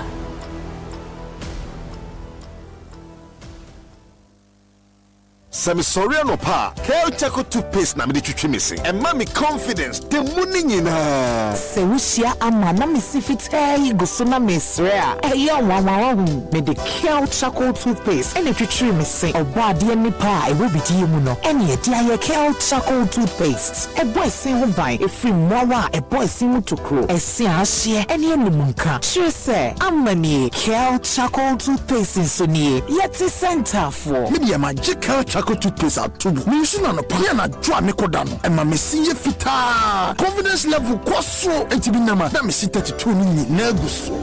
Enkane no ani ama me nim bidie twitwi yense no asaya bebie mu bidie wo Kel Chaco toothpaste mu no MSC fita e mana hoden ne sayi nkabia na wonum yi ram enunti mo amonom coffee wine any tobacco e kamo seso no abama mo Kel Chaco toothpaste sankofa yenchi Kel happy smile FDA adi ejodi nka to ya tomo Sasabo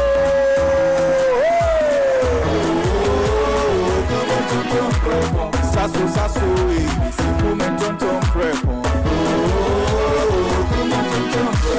Sasso, si come tonton prepo. E dana tua minha museshe. Yeah, hafesiare ma baby. Minha me fome, me sasso spray. Every mosquito starting run away. Tonton prepo. Sasso, mi se come tonton preco. Sasso, kum tonton preko, nani sham ne die, demonstronko. This advert is FDA approved. V, very good. G, great performance. L, long lasting. That's VGL. Luasam Demamu, me canfu VGL motorbike amount and anti-kama fuel consumption. Jet VGL aboboya ewa huodi etumi before any load bia. VGL omo durable tires akesia pa the caterpillar tires articulator any nketwa and sanso enyintem in slow load bia metre suitable for all terrains. VGL pure virgin premium lubricant to set engine oil, hydraulic oil, any gear oil, specially formulated for peak performance. O engine the soup kama no fitamubia. VGL batteries also a powerful, reliable and strong. No yempia. After 6 7 so 8 ya. VGL nyama a to 4 block Fred 0243 67 50 20. Kumasi Alaba and Crime Caprice anywhere. VGL ejatu atuo ejadem Long lasting. That's VGL.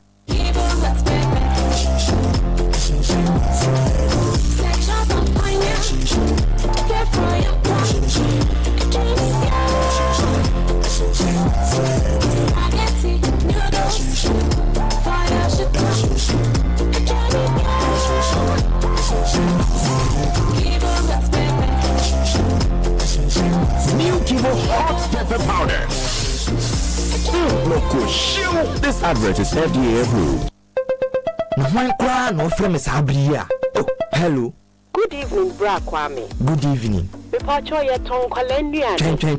We dey nya me number. Mo na mo fa esumasi enya amanfo numbers. Na mo frɛ won by heart. E wa bra obuo biara anim no. Oh, Bra Kwame. Wadwuma a woyɛ no, ne kukuwa mu asɛm bambɔ ɛwɔ ho. Ɛnyɛ a wogye amanfo ho nsɛm edidi dwuma ɛwɔ wadwumadi a woyɛ mu. Ebi te sɛ wogye edin, ne number, bia ɔte, nea woyɛ no ebi a ɛmfa kɔ emu. Sɛ wo company ɛyɛ kɛseɛ anaa ketewa mpo a, fa obuo ɛma afoforo kukuwa mu asɛm ho. Register wɔ Data Protection Commission of Ghana EMRA na ama omu asɛm a wogye no ebenya bambɔ. Yɛbɛma wo nkyerɛkyerɛ a wode bɛdi w'adwuma. Kɔ www.dataprotection.org.gh na register anaa frɛ 0256 310533. Kukuwa mu asɛm ɛyɛ adeɛ a ehia na ɛfa obiara ho. Kae sɛ kukuwa mu asɛm ɛyɛ baakofoɔ asɛm. And now, ladies and gentlemen, your #1 breakfast show. Ghana Sisane on Lawson 96.3 FM with Kwame Tanko, KT. Brighten your morning with your morning man. Every morning. Kwame Tanko, KT. Lawson FM 96.3. Ghana Sisane. A fresh dawn is upon us. The past is behind, and today holds a new promise. It's a brand new day, full of hope, opportunities, and endless possibilities. Embrace the power of now. Rise and shine. Because today is yours to conquer. Wake up. First thing in the morning. You know, it's everything I need in the morning. It's how I get my morning started. Oh, yes. You're tuned into the best of mornings with Kwame Tanko, KT. This is your moment. Make it count. you got it here. On Lawson 96.3. Ghana Sisane. Well, Ghana Sisane, man, ye and wasuguso utie when you go so oshe. Midikai editor when him saying Yamia Dumo and Nano pay member of parliament. Edema Afija Kwabre North and guest our studios animal. Honorable Collins Adumako Mensa and then pay Honorable Atena City. Bedin komo na yatwaso and so Eddie free one more and pay Honorable Mwakwaba. Boss, Major so. Na apomuye. Nangopon Adam. No, papa. I remember the last time I did corona. You said the energy is stable. Yes, it is. That's a banana idea. Oh, I don't have a problem. Send me congratulate you for the stability. But it was expected. The taxes be Google, so now it was expected. So bring a lot of funds. Did I? That's always been a financial problem. Maybe Kumasi na me who say current no form kakra, but I'm sure say a isolated case. I mean, sure say the entire nation, but problem that's all. Energy sector. Of course. Your problems. Of course, you call rounds as members of the energy committee. You call recess. No, you take your opportunity to call round, and some few issues came up. Was quite frightening. Back here, I'm saying. Okay. You call Gridco, the deputy managing director of Gridco Mayetia says, "Omo young friend the pylons that the omo the daddy in the CC form because Gridco no air transmitter into no oje the power no mode into no wires no akese into bones omo in pylons the see bushes mu and the transfer all the way from Accra from all the production points no and they call all over the country. Unfortunately, Galamsey for no aquama more pictures ni be a messenia ma producer no they are two screen so. Oma digiama pylon nesi ho no. The pylon so yen fence wo keke. Yeah. Omo soil testing. Yeah. E check bibia no the concrete. Assume because of the strength of the power na nam wires. Yeah. Omo didi akwasia Galamsey na kwasia ma some of the pylons are becoming weak. Hey, the Galamsey hey. Now the most dangerous aspect of grid for the catcher, and they say so most small engineers no, so economical fortify even pylons now you make now. Galamsey for the field say a part of the tax force now. Omba fight you. Then they will be chasing them with guns. We are in America. This is Yenina committee members directly from the Gridco chief executive. Bui is even more dangerous. On the black voter. Now, Buino is a hydro plant. It's the speed of the water no, and the turn turbines. Yeah. And so they produce electricity. Now, you only fish neighbor, the black voter. And Uncle Foster started here Galamsey on the banks of the water. Among the color of the water no assessa. And the danger is that in sooner a room to turn the turbines no. One shena Galamsey abonias nyoma sa akugusu. Neko ka you should know say we say fidino. And that is almost 400 megawatts, more than 400 megawatts hydro plant. President Kofada Moyemai. If 400 megawatts shut off from the system, your problem. Big problem. One dangerous one, Mr. Omar should say here. This is coming from, I think, VRE.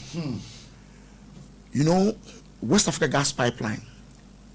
Omali pipes are free Nigeria and then Benin, Togo, Sahana Bedugana. Na the assembling points no Ewotama. When you say pipes na what asiye no kofo are encroaching on the land and the pipe no was here. So one of the major security issues are via for the catching see a name minister no national security for nin komo. And they say gas ne free natural gas on any cent. And to say who feel now so way na. So anytime there's a problem, it's the only time we tiana say ejatum. Now the danger they say and only the major assembling plants for the gas from Nigeria, including the amount of gas we are talking about. From a whole na all the other pipes are linked to. So if there is a problem, they see what piatic. Serious. It can shut down half of them within seconds. It's where issues, some of the issues are within the industry. Almost say ye minister ni hunkomo. Yabo minister manye. Ye ba ye committee ye plan say ye pese kohwe, especially baby a encroach for na bahon, which is very very very dangerous. Indeed. You call on the Galamsey. They say Gridco as part of their cost measures, no, or may include enforcement of the pylon as part of the expenditure. They say and not the count. Buya, there's a security arrangement or soldiers. So much moka. And all this is increasing the cost of production. The cost of production, the cost as someone say. Tom ECG ni way for Matama yeno it will also go up. And you know, industry no who fear the parents say that's a light as well. Until once the light is on, when you may buy your so light but there are a lot of challenges within the sector. Say you can't be near but I must say, so we've seen some improvements in the life situation, especially in Kumasi first, not in your crowd, beginning of then your crowd.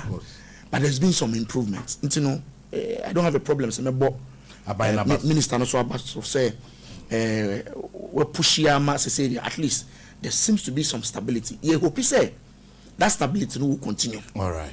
And then here say, that's what is important. Mama, one show employees crowd. Oh, employees no more. And could be full day or employees. Okay, what's the constituency? Oh, constituency is fine. The constituency is fine. Very excited. Honorable Brian Champion Besrai. Oh, okay. As part of the Ashanti Regional Tour into Obahona, the base was excited, and I like that. Me campaign one of the things that I'm excited about, it is gingering the base. Maybe I Kennedy were not we were bono. That the excitement within the party, is still strong, and it was a very interesting conversation in United, because my constituents may call around Mobia so to say each aspirant should be given the same level platform, and the standard. Me as a member of parliament, I make sure I'm there. Every candidate will be and me na me kwako welcome no. Makushia me opinion Brian Edne by the platform was available. Other persons will be I think that's how it should be. But that's how it should be, yes. Irrespective of baby and it doesn't mean say me map you all belong to one party. One party. Yes. At the end of the day you come together. Absolutely. Fight. Absolutely. Constituency is very, very okay, very peaceful. I think the last 2 months or so now I'm robbery a bar one of the routes. But apart from that, Lady Bina. Lady Diende is very personal to me. Because very, very personal. Part of my campaign, very, very personal and very, very unfortunate death. Especially when they're not all I was really, really part of the whole process. I'm encouraging the say uncle nursing near there. In fact, I assisted there to buy the forms. And now I go interview Mampong. And then we said nurse almost 2 forms. So try her they betum. And we now call somewhere another interview went off. It was on her way to the north. And Okoshia the untimely death. Because the way we went to try the baby. Yes. Yes. But she was not sure. So when Mr. School, yeah, nurse, almost pick it too. So the baby was ready, a friend. And now committee untimely death. Very, very painful. I think it's 2-3 months ago now. You could see, very, very unfortunate. Young, very dynamic. Very close. Very close. Very close. She comes from a very typical NDC family. Constituency. And no, opt out to be with me. It's something you call campaign late. No, Kufia. That's a mark coordinator, no, at the call. Because of course there will be some but at a point in time, I think the parents say hand up person, and I think say we have a very good relationship with the family too. It's very, very unfortunate. Very, very unfortunate. Very unfortunate. Yeah, very unfortunate. But constituency there, Namiadum Boko, and no as usual MPs. You mourn when people are mourning. When you're happy with them. It's part of your fiber, especially within this part of the country. Well, I can't say anything. Yeah, but you have to. So you have passion for it. Maybe I'm who need passion for it. A thankless job. Okay. Thankless in the sense, and you will be able to appreciate the way. Of course. No matter what you do. Baby, and sometimes what's happening? There was one guy they be on a particular platform. They be no matter. I mean, it was constant. Let me And you tell me so guy now. What I'm catching me TV say Mr. Nobody should respond to him again.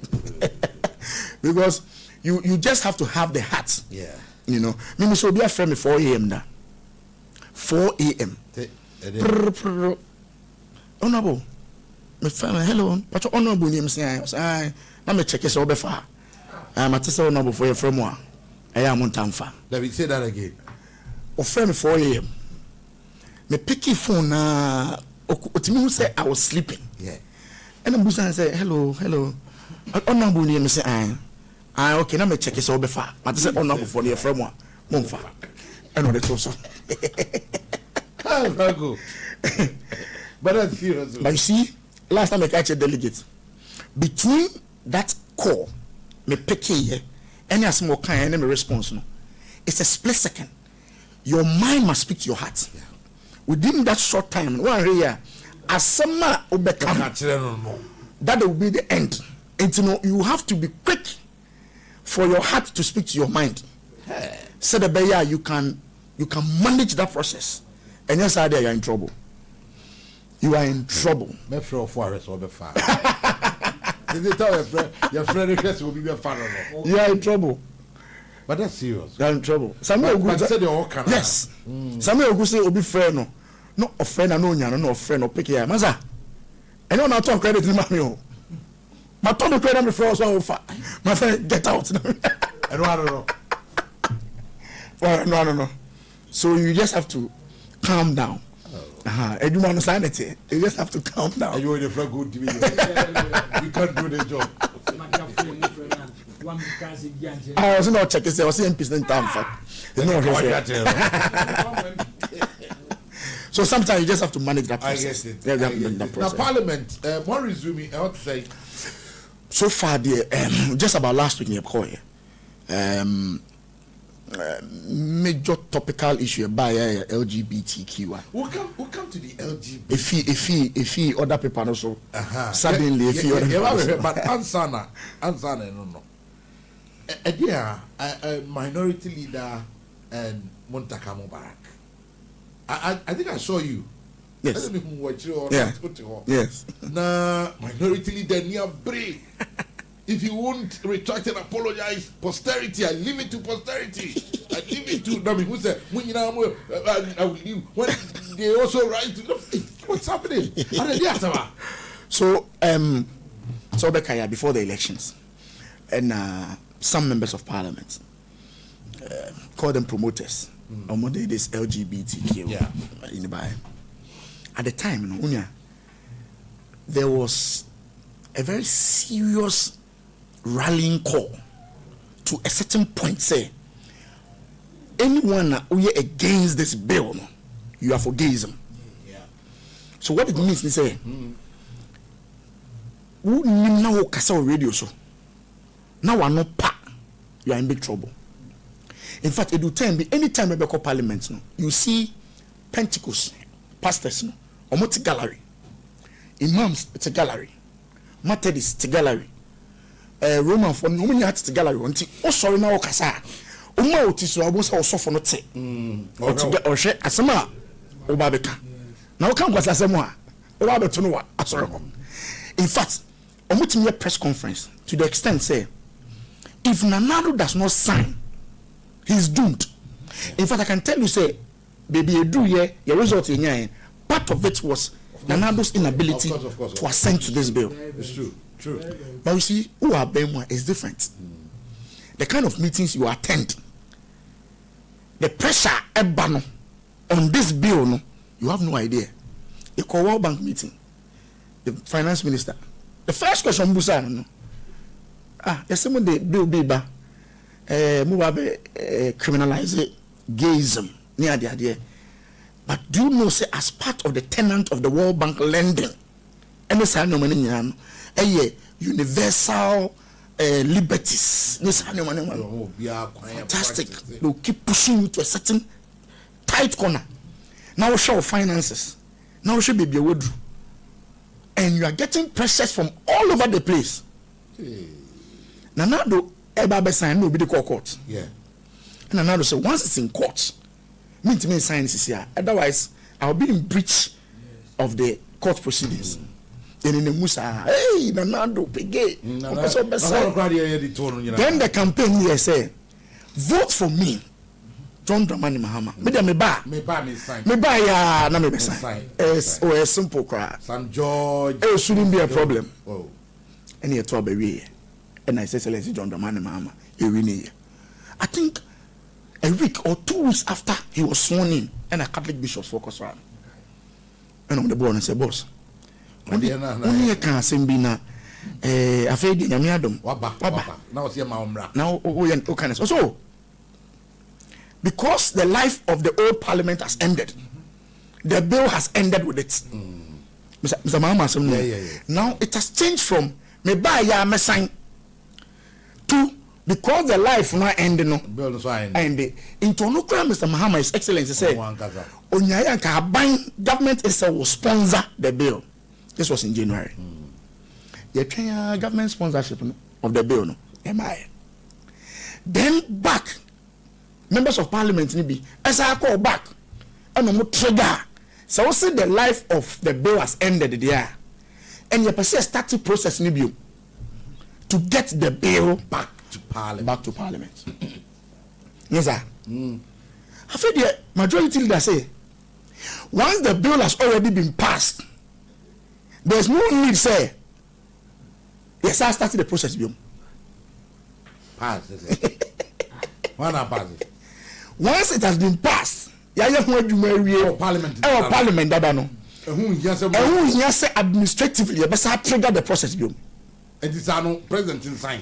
So between the president and the okay, Ayaga, no problem. If what Ayaga is saying is the truth, and that's why there's no problem. President and the president absolutely. That is where the problem is. But the promoters of the bill say Mr. Ayaga created the president, even the clerk to parliament, anywhere. That cannot be true, with all due respect to the majority leader. Because before a private member's bill ever appear on the order paper, it should be gazetted. What it means, we say, on the bill nako, I'm a drafting division, I call Attorney General's department. I'm an Attorney General in the comment about. I'm a discussing with the speaker. I'm a speaker directed for it to be gazetted. I'm a gazette no adawa for almost 21 days. It has to mature before it even comes back to appear on the order paper. You can't say the clerk is not aware. And I'm telling you, say the press and now you woman. That's what is happening now. Table not 10. At 10. When the tables turn, the sound of the drum changes. And then they'll say, President say, I don't know, it's here started for no person not buying a started. You are trying from January. You have gold board bill. You have budget. You have a lot of it tells you say it is not a priority for the government. It's as simple as that.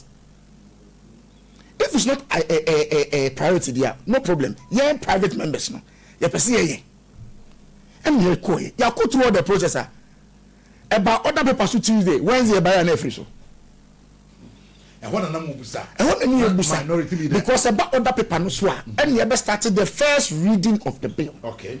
And this would be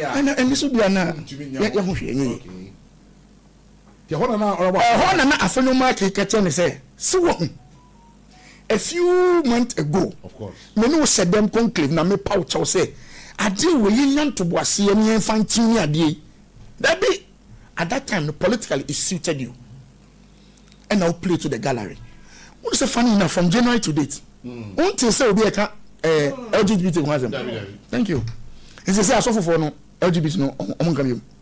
Sir, I mean sir what when you be as Steve Wingham, Assemblies of God. Or say I read it yesterday, so say it's not an important issue now. I said and I say you have I'm just hoping say that you know I'm just hoping because I'm just hoping I can't but now said the minimum no a bit difficult so the casa yes so casa dia it I said for now importance yes say but you cost say what you say but there are other important issues I say let me just read the way from Intim Fojo okay Asabene Bayan and Intim Fojo or one of the promoters of the bill and you busan say majority leader say Adiano Clark and but wait a moment kind number one say Mr. Speaker had duly approved and admitted the Human Sexual Rights and Family Values Bill 2025. The clerk, upon direction of the Speaker, directed Legislative Drafting Office to review the proposed bill. The draft was then sent to the Attorney General's Department for their comments.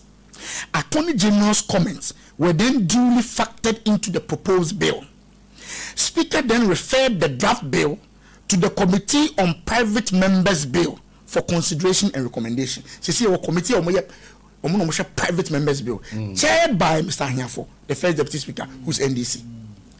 The Committee on Private Members Bill, chaired by the first deputy speaker of Parliament, duly heard the sponsors when we appeared before them and recommended the bill to the Speaker for passage. The Speaker then directed the Clerk of Parliament to gazette the bill. The Clerk duly gazetted the bill. The gazetted bill upon maturity has been advertised on the order paper for presentation and first reading. So how can the majority leader, with all these facts, say administratively there was an error? It is just clear, say, any priority. And the implications of criminalizing it. You know, being gay. You are married. How will I love gay? I'm not. Traditional, our values and everything, you know, it doesn't sit well with me. But so play politics with it, it will come back to haunt you. And that's what any way you say. From January to October, you will write November next week, this weekend, October, November, 11 months. President's promise of percent government a sponsor bill and no am I. Private forces so I a bill no any other paper so. I can bet you this bill will not be passed this year. I can bet you. Because you see, no numbers, no? They have to trigger it. Conclave, decided, business committee decided, and someone will discuss it for the week. But the pressure that we put on you will put in to the government. So it's not up to Yang. Yes. Yang Sono. I'm telling you. What is good for the good is equally good. Look, it's about time. Nanado. Oh, Nanado. At the point, somebody even suggested Nanado quite gay. Yes. Yes. They even went back to pick JB down because absolutely. Which was so unfair on Akufo-Addo. And then Akufo-Addo now vindicated it. And then Akufo-Addo most bill no it elapsed with a year. Fine. She said the president can't be for now majority leader. Who is the leader of government business? Or the cabinet? Majority leader or cabinet. But the chair of cabinet and a member of cabinet are speaking at cross purpose. Two different things. That's the difficulty. That is the difficulty. Say the BC politics.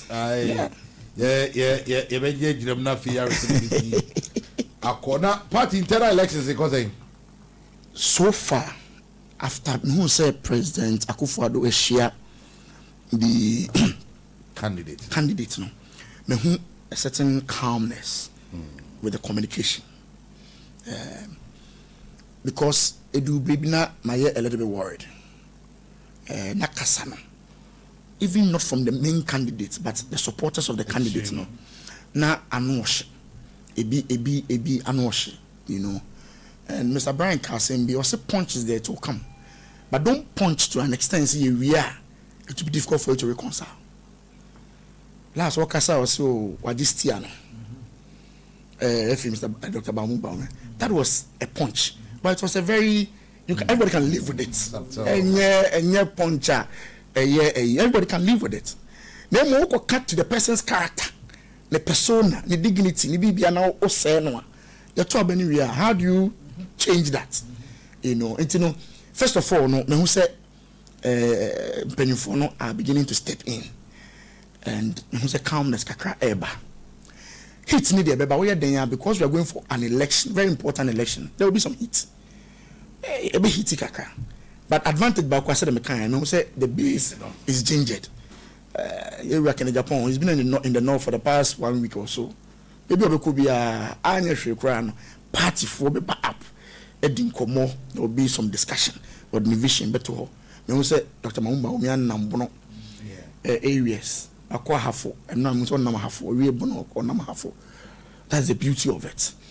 Brian and Ashanti, no say Kwame Japan, Eastern region. Mr. Duchum na meaning baby at this particular point in time. But I mean, it's creating some excitement.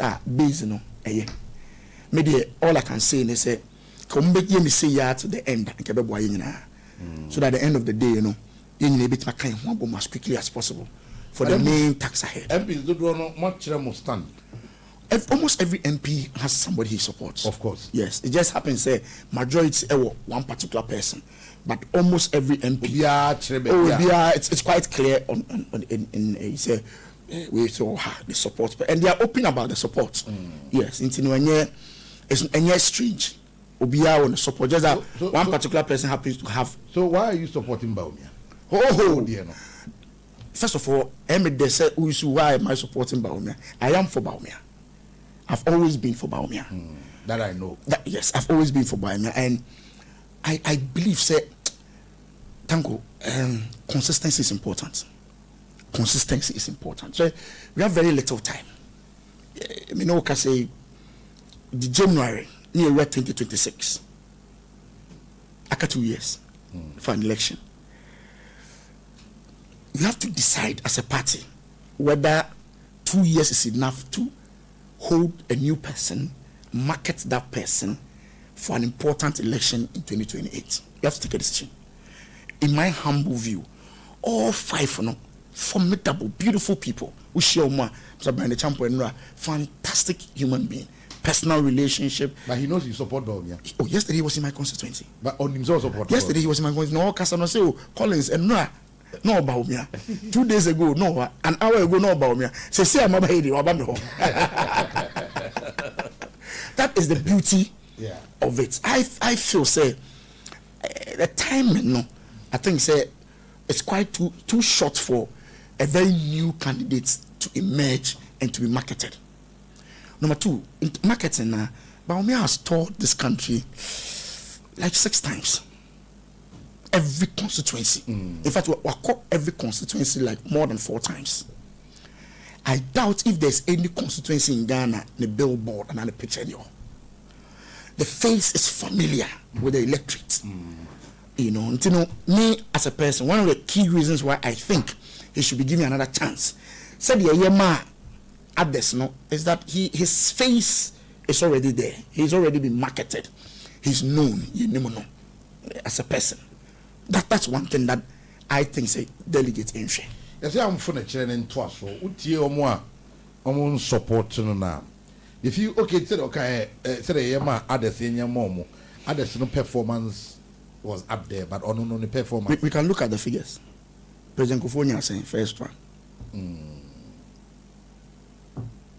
If it's about the figures, we can look at it. President Kufuor first and 96% percentage. That is, he was not coming. Kufuor didn't come in as a vice president.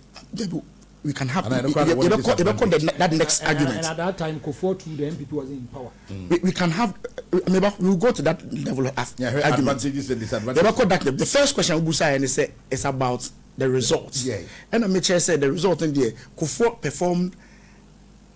Kufuor did not outperform Baumia as a first timer. Okay. And so that argument say he performed badly. No, it's neither here nor there. Okay. Because there's record to show say the great Kufuor himself started from somewhere, which is even lower from Baumia's 41. Okay.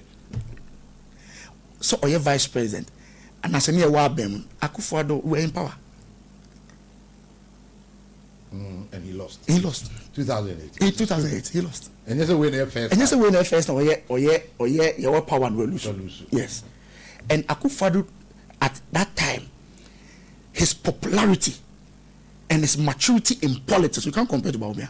Akufo-Addo had then been in the game, even by 1990, for almost 30 years. Even that, with even incumbency, we lost. So I'm saying, say, ain't too fair on Bawumia to say because he lost one and that's it. I think what Yema Abesno, we should also give him an opportunity to also go back to the electorate, because a lot of things are now are becoming quite clear. Say some of them were very, very serious propaganda against him, but now things are beginning to shape up. Say a lot of the things that were said against him, it was just for political purposes. Not just for political purposes. Number two, I keep telling people, he's a good man.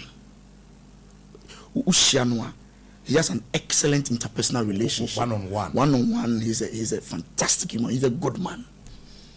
And you need such people at this particular point in time in our political history to be at the helm of affairs. Number three, he's very thick skin. Okay? My friend from 2008, I'll buy the barrage of insults, attacks on him. Hardly does he respond in equal measure. Kwame, and you'll be a big Monsieur friend for you, was only the same man who if you're about me, go break it down. I remember during break it down. Election time crowd on my kind. Yes, go break. He has a very tough skin. And I tell you, so the presidency in summer you need that kind of character. Yeah, or tia now on papa. It's because it is a trait that you need. It's a trait that you have to have. I go follow. They've said all kinds of things, but he focused his attention on the presidency, and then occurred 2 terms. He went 2 terms. Okay, for the brat. I don't know about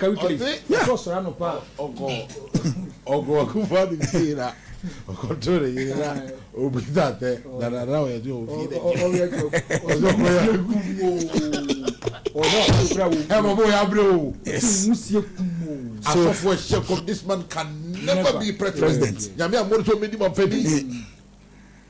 And so he went 2 terms. So I think that character, that Owono, is a very important character for leadership. And I mean, Edumano, and he is how Kwame Tanko, president. And he is. I keep telling people, say, me constituency, me go for home 60,000 population. Yeah. Mr. Anopa, me doing 60,000 for him. Said their lives will be better. The president thinks about 36 million people. For and against 36 million people. Okay? Now put the Meko cabinet. Yeah, it was a Zoom cabinet. Now, that's all. Now, the Copedia say, now, President was saying, oh, now it's low so I communication. Now, go to a Greek. Finance. Ubia can anywhere. The president must take a decision within a split second. Quick. Taking into consideration all that have been said from all the sectors. The split second. So it is not a Juma Diakro. You need a deep thinker. Somebody who can grasp the issues, all the issues, at one point and take a decision for 36 million people. One bad decision, you're in trouble. So that person will be occupied. Akufo-Addo inviting His Excellency MPC Sano Jubilee. Normally in the next 10 minutes, will be aba. When they open the door, na say Uba Tango, there is something behind that seat. Yeah, the aura of something. He enters and everything, the atmosphere, everything changes at a particular point in time. And obeti obiara sem otro because he has to respond to everybody, whether Greek, defense, interior, intelligence. Maybe amongst all the 5, if you have anybody who is more experienced in governance at the highest level, it's Bawumia. It's Bawumia. And I think, say, he will be more inclined to quickly move into action than the others. And that's what I say, that those are my reasons. But as for the other candidate, no doubt in my mind, any of them will be a beautiful president. Yeah. Mr. Dichum, he speaks okasa and brofo no enye abrochi. What you say? A crass brofo obi a wakusku yatitin we crass. Yeah. No okasa. No, all kind of story. All kind of story. No, even brofo na all kind. And just like only go for the brofo no different. What you say? Crass yatitin from. So when he's taking a decision, I'm sure he will take into consideration his background. He can be a fantastic president. Kwame Japan, he's been with this party for God knows how long. Mr. Kennedy Japan, a businessman, and if you are council, my say, my friend, say, it's Umamia. Based on this experience, I can do this. You can't take that away from him.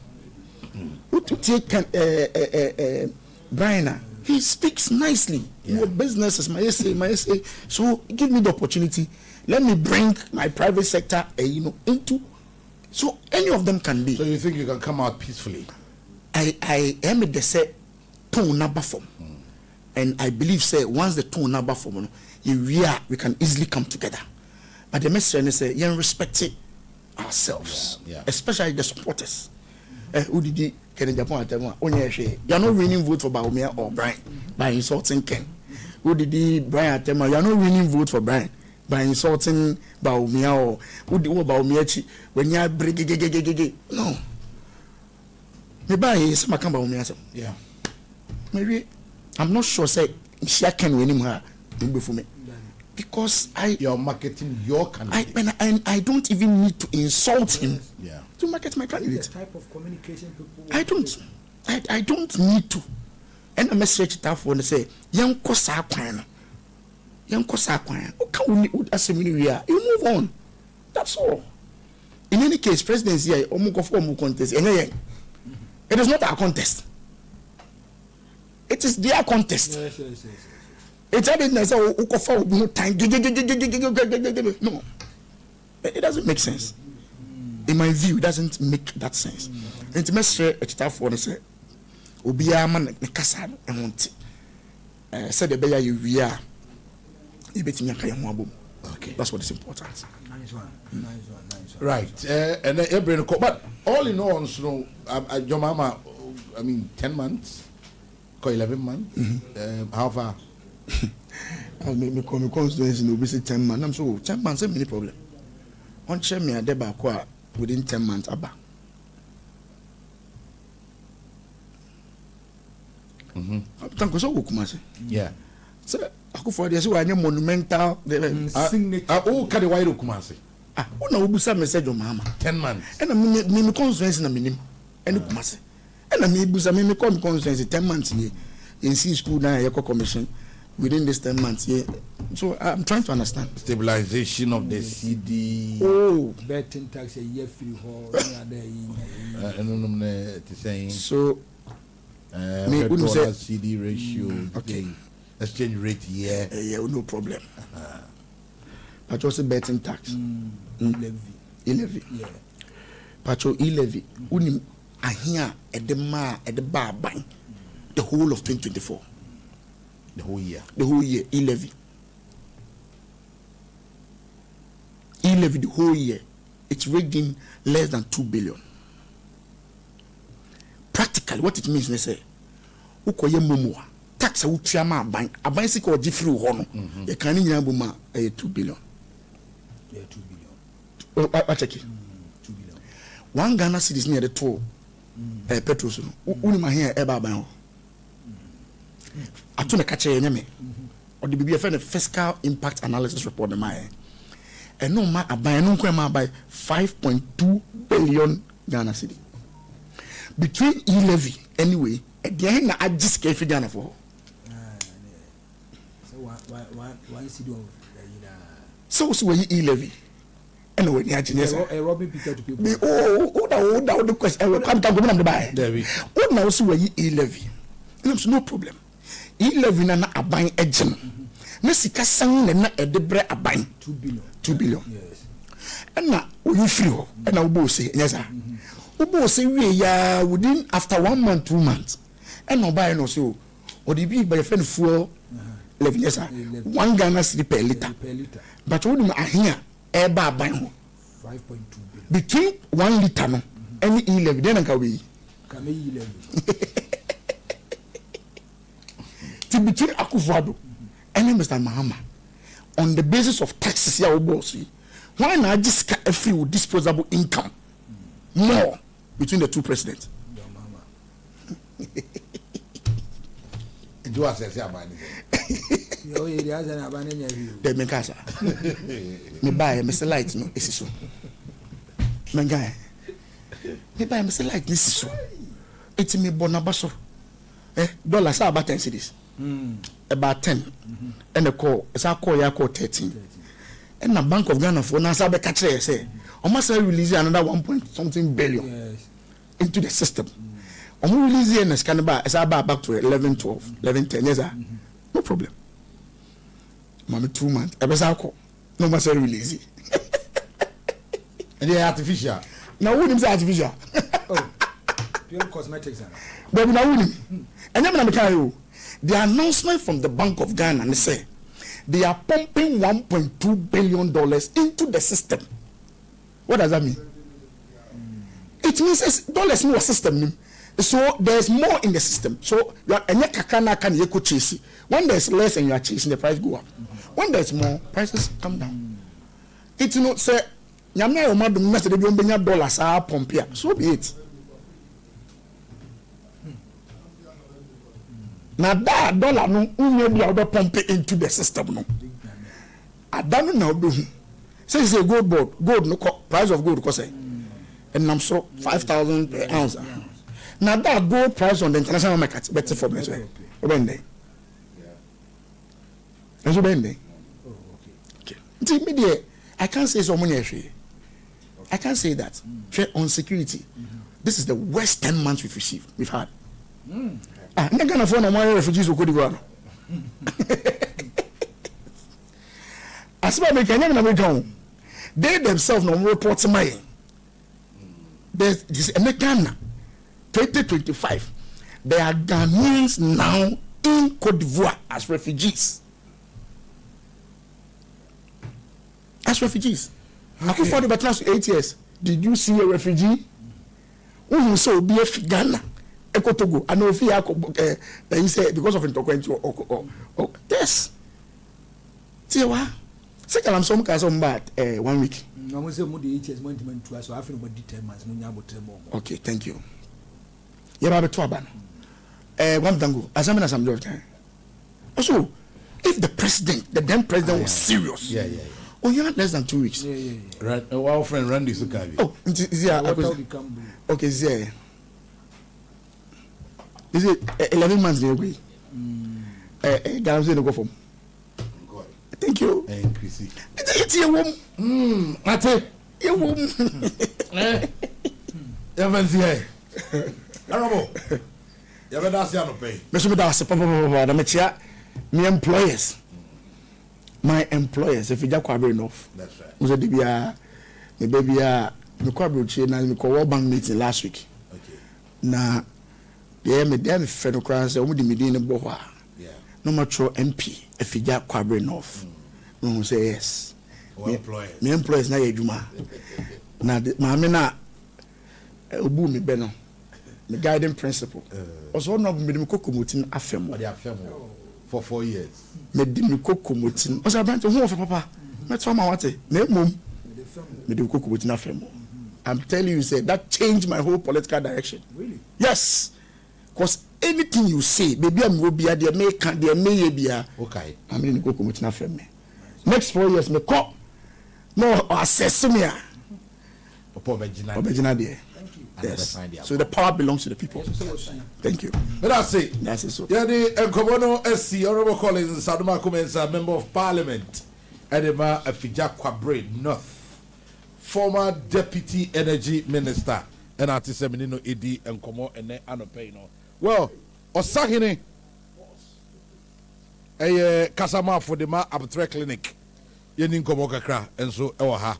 Na afi yanko yanim ene anopei ni ninkomo ozahene mame mo akwaba boss me jeso na ho ye de adun mi awi mi ho ye na so e boko ye ntie we yo medo ase na me fa nchia sonko ma Lawson TV ni radio arefonia na me nka mo say Abattoir Clinic ene ne so ye no mo di ehia a wo tie nkwan na yen ene ehwe etu yare a etiti ni pedua na se deku firi ni pedua wa ablekwa ye medro ye mo panie ni emfase kan enso adanse aya ope no wonsa ebetimi aka anopai obi a wo tie me yare bi etete no yare bi ha no yare bi ni ne chire kaso no amasebe ne ni sodi hu no eya to nsu no conference number 0247 90 44 73 0247 90 44 73 ofenia yebejo so na ne wom bia so yahwew aboaw ama ho ato kai se ube piem wa Abattoir Clinic ye medro ene ye mbopane ne emfase kan edi eku pressure nimdie kwa so be miemia wonsa no wonsam wonano ne wonam na wontimu a esisie na ne senti ensuo ni moja ntimi ne afuru sane ne ma no mpani katwi ho ne di pains ababeten ni peduam no ntinu atime bie amasa moja ni nsuo na di afuru sane ye ne di ahoto e di aba de no pe obi a ya wo tie me wo ya odie bi e wo ni mpom se o sisi ene hawo no blaya so ye ne mo na unya ahoto isi yade e beten ni pedua no so a e di pains ankasa na eba na de ye tie ne se mpempi wokoto se wo paade o pejade a ya na oti yawo e wo sisim ya na osisim hyehyew wotena se kakra bi cha na osisim ahyase se edwao na osisim etutu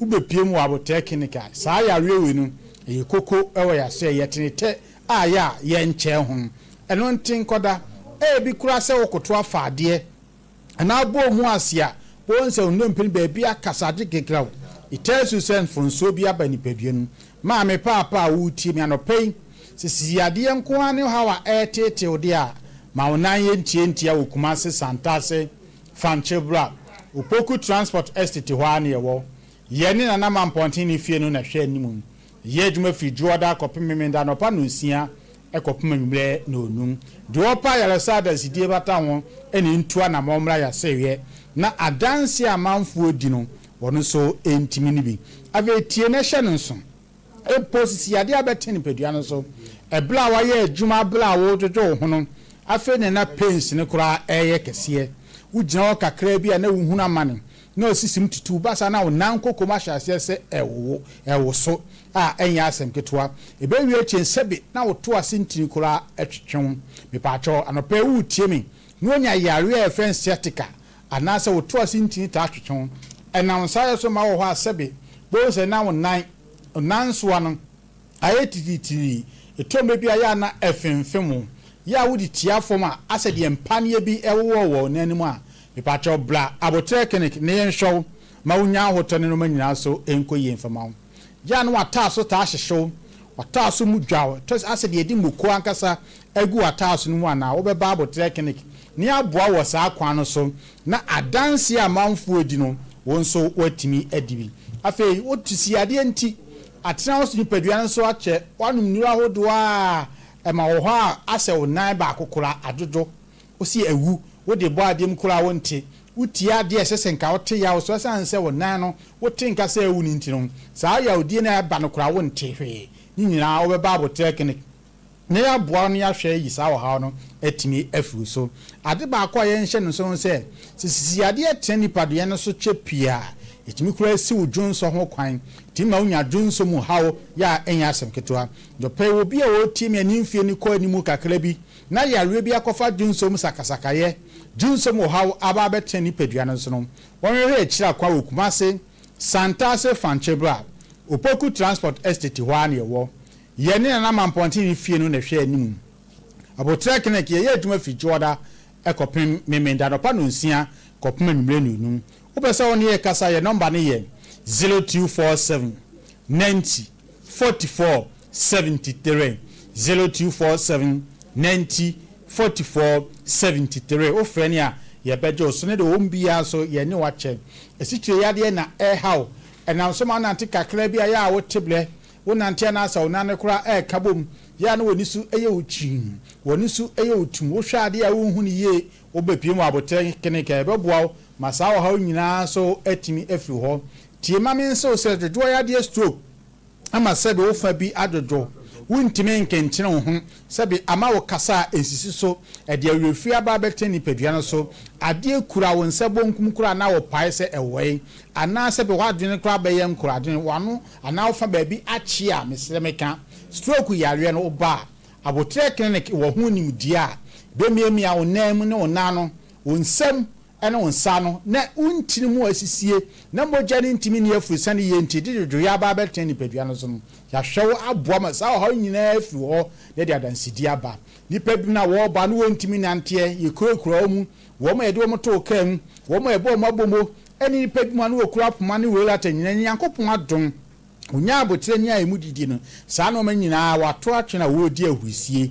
ede na hawa ye fe ne yade a etete wo so ye be me na wo ho adodo wo ho ka oba na wo ho asana na oba ma na kula ntimi man musu a wo de blan be boa wo sa akwa no so awo na wo pe a wo ba abotre kenike be hwew ama ba na wo pe no wo nsa etimi aka uti tipaye na hawo edwa gagagaga maigwe ya na uti fa na ye wo ya basa na woni ayekọ na ahyase epunu nsuo wo obi asebe untimi na ukogu achirikra na wakogu achirikra de be chino na o bed sheet ne so afọ chaka bla abotre kenike na ye muaw ne no nyina so entimi enkoyen kuma se ye wo fanche bla Opoku Transport Estate hwa na ewo ye ne na mamponti ni fie no ene ehwe animu okopiem ewo nkran so a La Paz kwashiman kwantempo no so Tabola number 6 ena abotre kenike yewo afi tema efe nyamate ko isi ji kwantempo no so ye na ibutu hwa ye etuma fi juoda ekopem da no pa no nsia kopem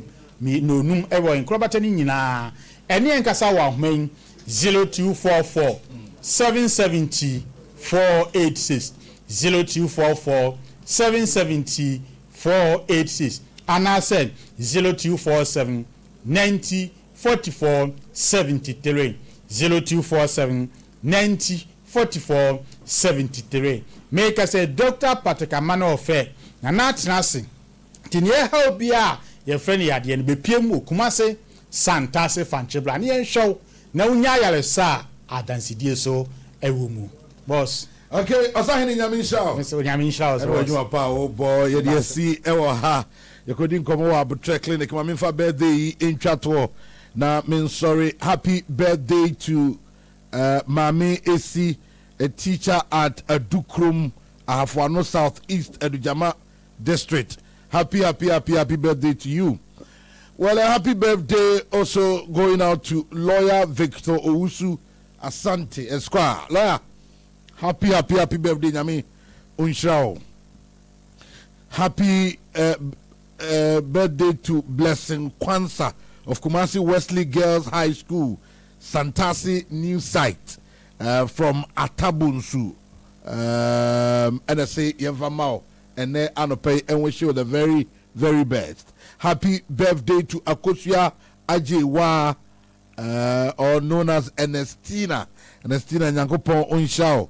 Na onyo kese. Happy birthday to our dearest son Gerald Bene on your special day today from your dad and mom Nelson and Millicent, wishing you the very, very best. Happy blessed birthday to Patience Ya Owusua who stayed at Akroso. Nyankopon onyo kese papa na onyumfra dumu emfa onko adumu. And then a happy birthday to Honorable Kennedy Opoku. Nkwantakesi electoral area, former assembly member. Honorable Nyame Enya Okesi Papa na Unshao. And then a happy glorious birthday to my beautiful friend Martha aka Nanajwa, who stays at Sokoban. Martha Nyame Unshao Nsuye Papa. Happy birthday going out there to you. Ma Mercy Frimpong, Anglican Educational Unit, Fanti Newtown. Ma yese Yankopon Sha Edemao from Mian Kasame ho abusuani nyina ni obi bia. And then ma menum nyina se men kanche say happy birthday. Nyame wanya okese na unshao. Happy birthday to Obrimpong Nyamiche Kojo Yeboa Mensa of Maria ST School, Susanso, off Tech Road. You're 9 years today. From your mom, Ma Coles of Adum, and your sister, Princess Asante Kodia of GCB, Danny Boy, Lawson TV, and anyway, Ebae, say, young wish you the very best. Inti, and I don't pay, you're something in a SC. Say, Namia Domoa or China, beside Atianka Yakramo. Abedimpo.